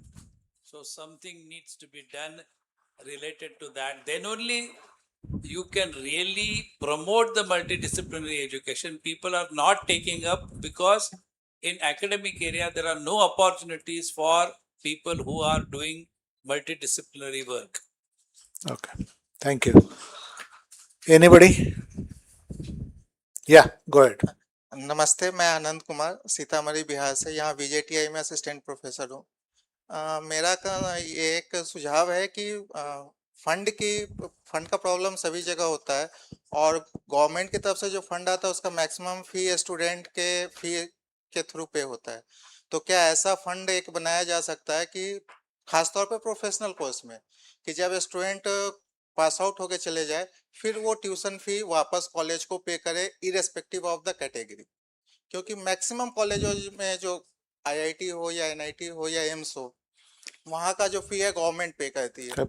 और यदि ये students pass out होने के बाद वापस college को फी यदि return करते हैं, ऐसा कुछ स्कीम हो तो फिर फंड का प्रॉब्लम वो प्राइवेट कॉलेज में एडमिशन ले या गवर्नमेंट कॉलेज में, शायद ऐसा कुछ ये हो सकता है। Thank you. या Good evening, sir. Thanks for this organizing this event. My only one question is not suggestion.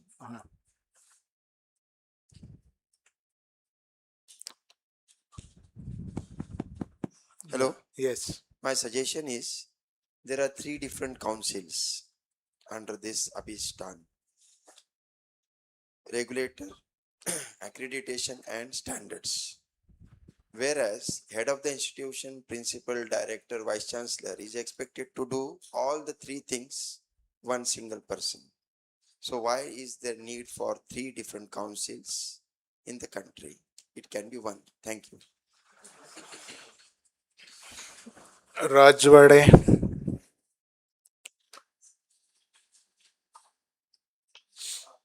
Just one suggestion is that after hearing everybody's concern, I think the first thing to do is to do something about it, because otherwise we keep debating. We are a debating society as a country and nothing happens in the end. So it should be done in the first place. So to understand the concerns Mantha sir said, many people are saying there should be representation. So can there be a structural arrangement where this, whatever council we have, should be answerable to some general body form?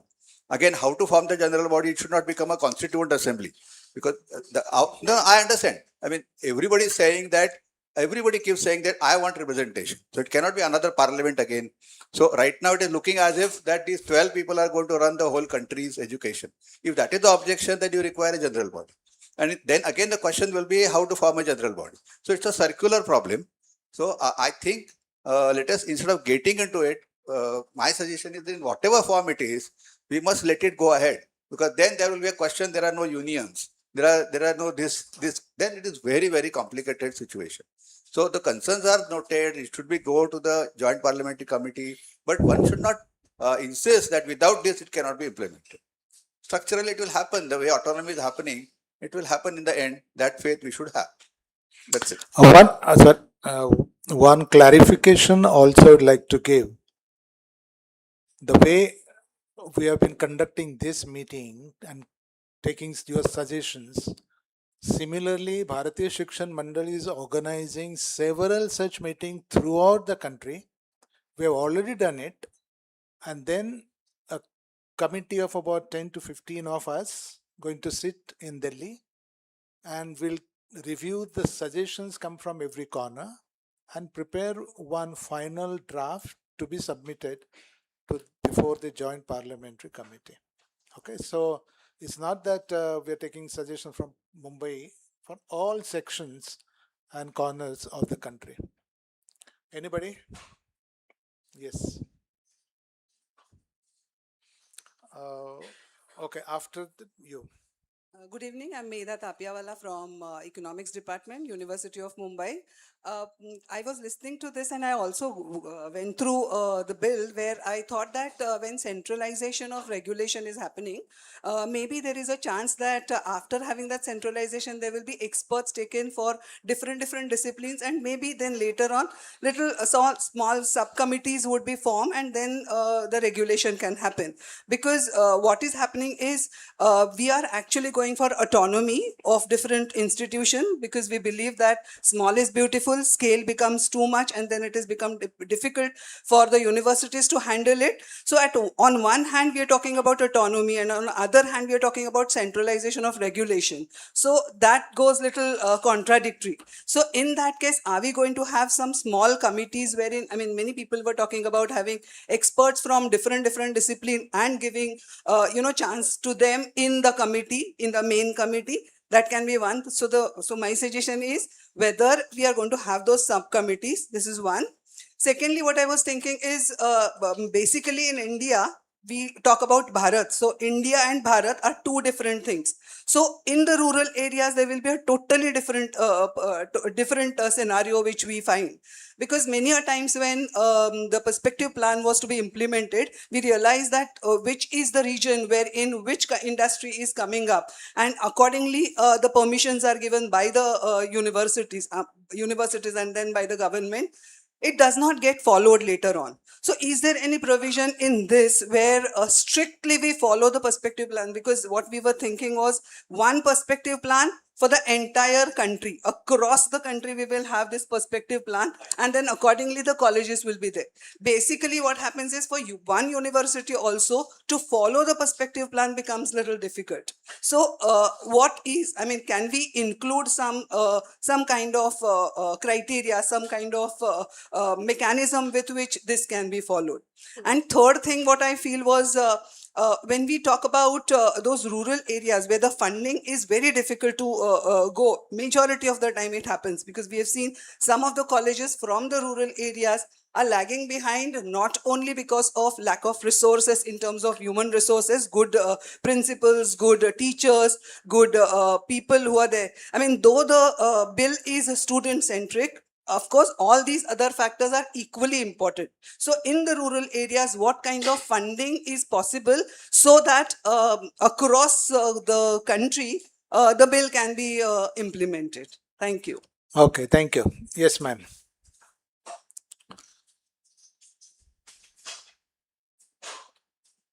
Yeah, good evening. I'm Dr. Mrunal Bhalle from Principal Ellen Wellinger Institute of Management. Like in NBA, we have accreditation for tier 2, and that is different for other institutes. Like here also, when we talk about the autonomy, and every institute has a different structures as well as funding system.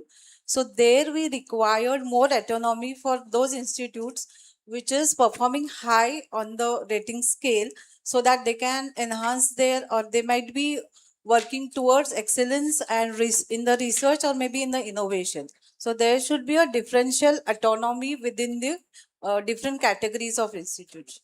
Okay. Okay, yeah. After that.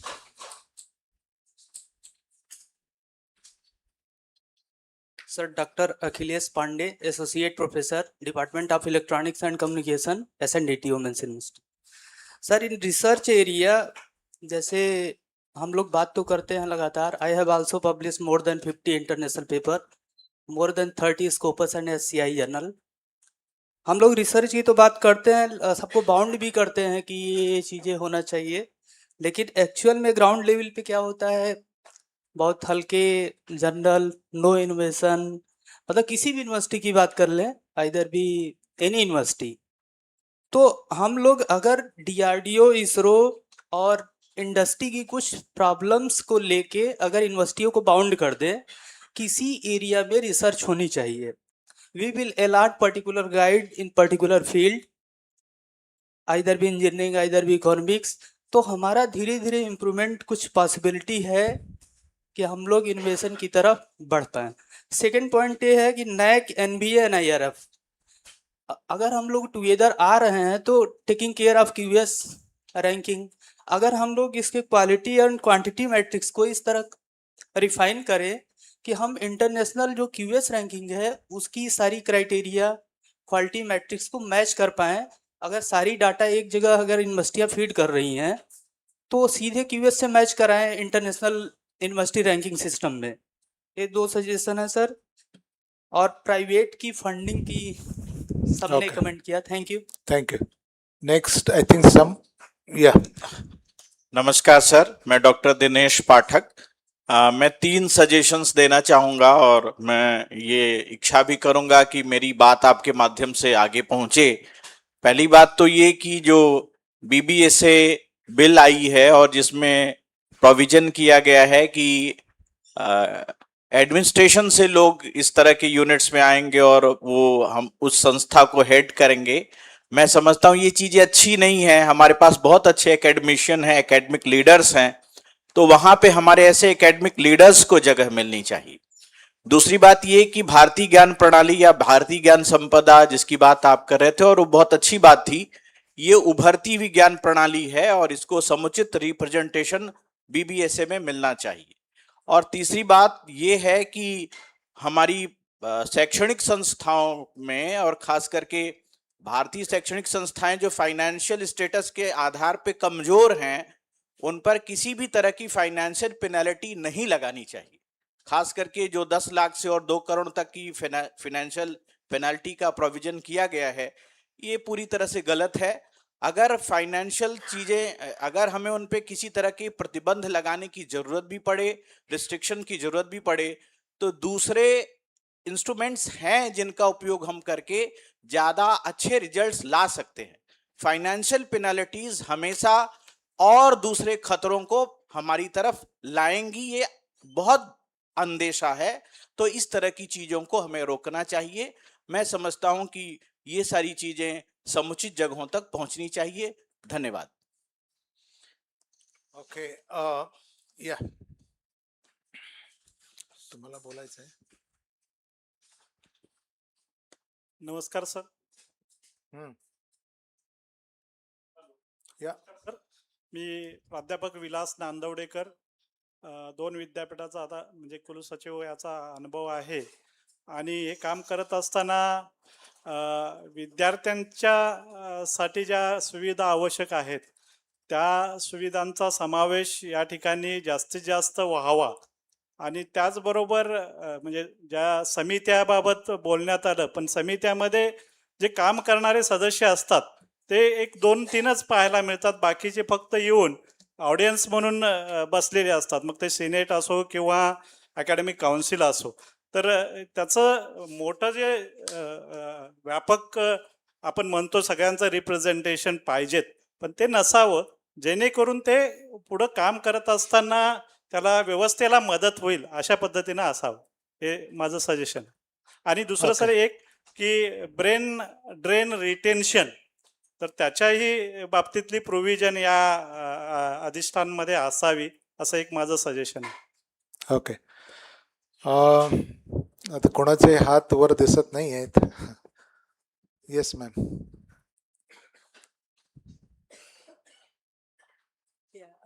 I'm Rita Sonawat, former dean from SNDT Women's University. Sir, I was just thinking, हम लोग regulation standard की बात कर रहे हैं, तो natural progression जो है स्कूल से कॉलेज और यूनिवर्सिटी में हो रहा है, तो क्या हम स्कूल में जो इनके स्टैंडर्ड्स हैं और स्कूल में जो जहाँ वो लोग पहुँच गए हैं, क्योंकि अभी स्कूल बहुत अच्छा कर रहा है, उसको भी मद्देनजर रख रहे हैं क्या अपने बनाने के लिए? ये मेरा okay. Finally, I will suggest Dr. Professor Ravindra Kulkarni, तुम्हाला काय, कारण तुम्ही यू कवर्ड वन पिलर, पण त्या व्यतिरिक्त आणखी काही सजेशन्स द्यायचे असतील किंवा मंथा सर तुम्हाला द्यायचे असतील, आणि भारतीय शिक्षण मंडळशी जोडलेले आहेत राजेंद्र फडके, आता किंवा कधी तुम्ही देऊ शकता. आणि त्याचबरोबर मला आपण, are you going to prepare a Google form? Yeah, so what we'll do is, those who have attended today's meeting will prepare a Google form that will be circulated to you.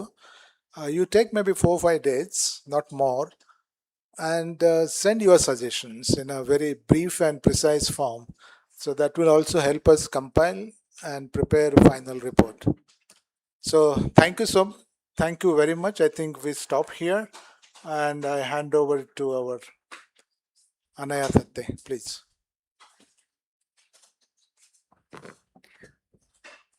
This has indeed been a very fruitful one-day symposium, which focused on some of the most important aspects of the bill and gave us a clear understanding of its provision.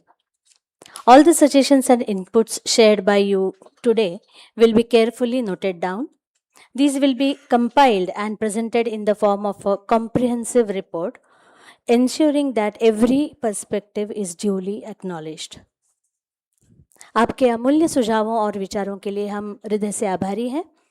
हम सब मिलकर इस विधेयक के क्रियान्वयन में एक महत्वपूर्ण भूमिका निभाएंगे और आपके सुझाव इस दिशा में मार्गदर्शक सिद्ध होंगे.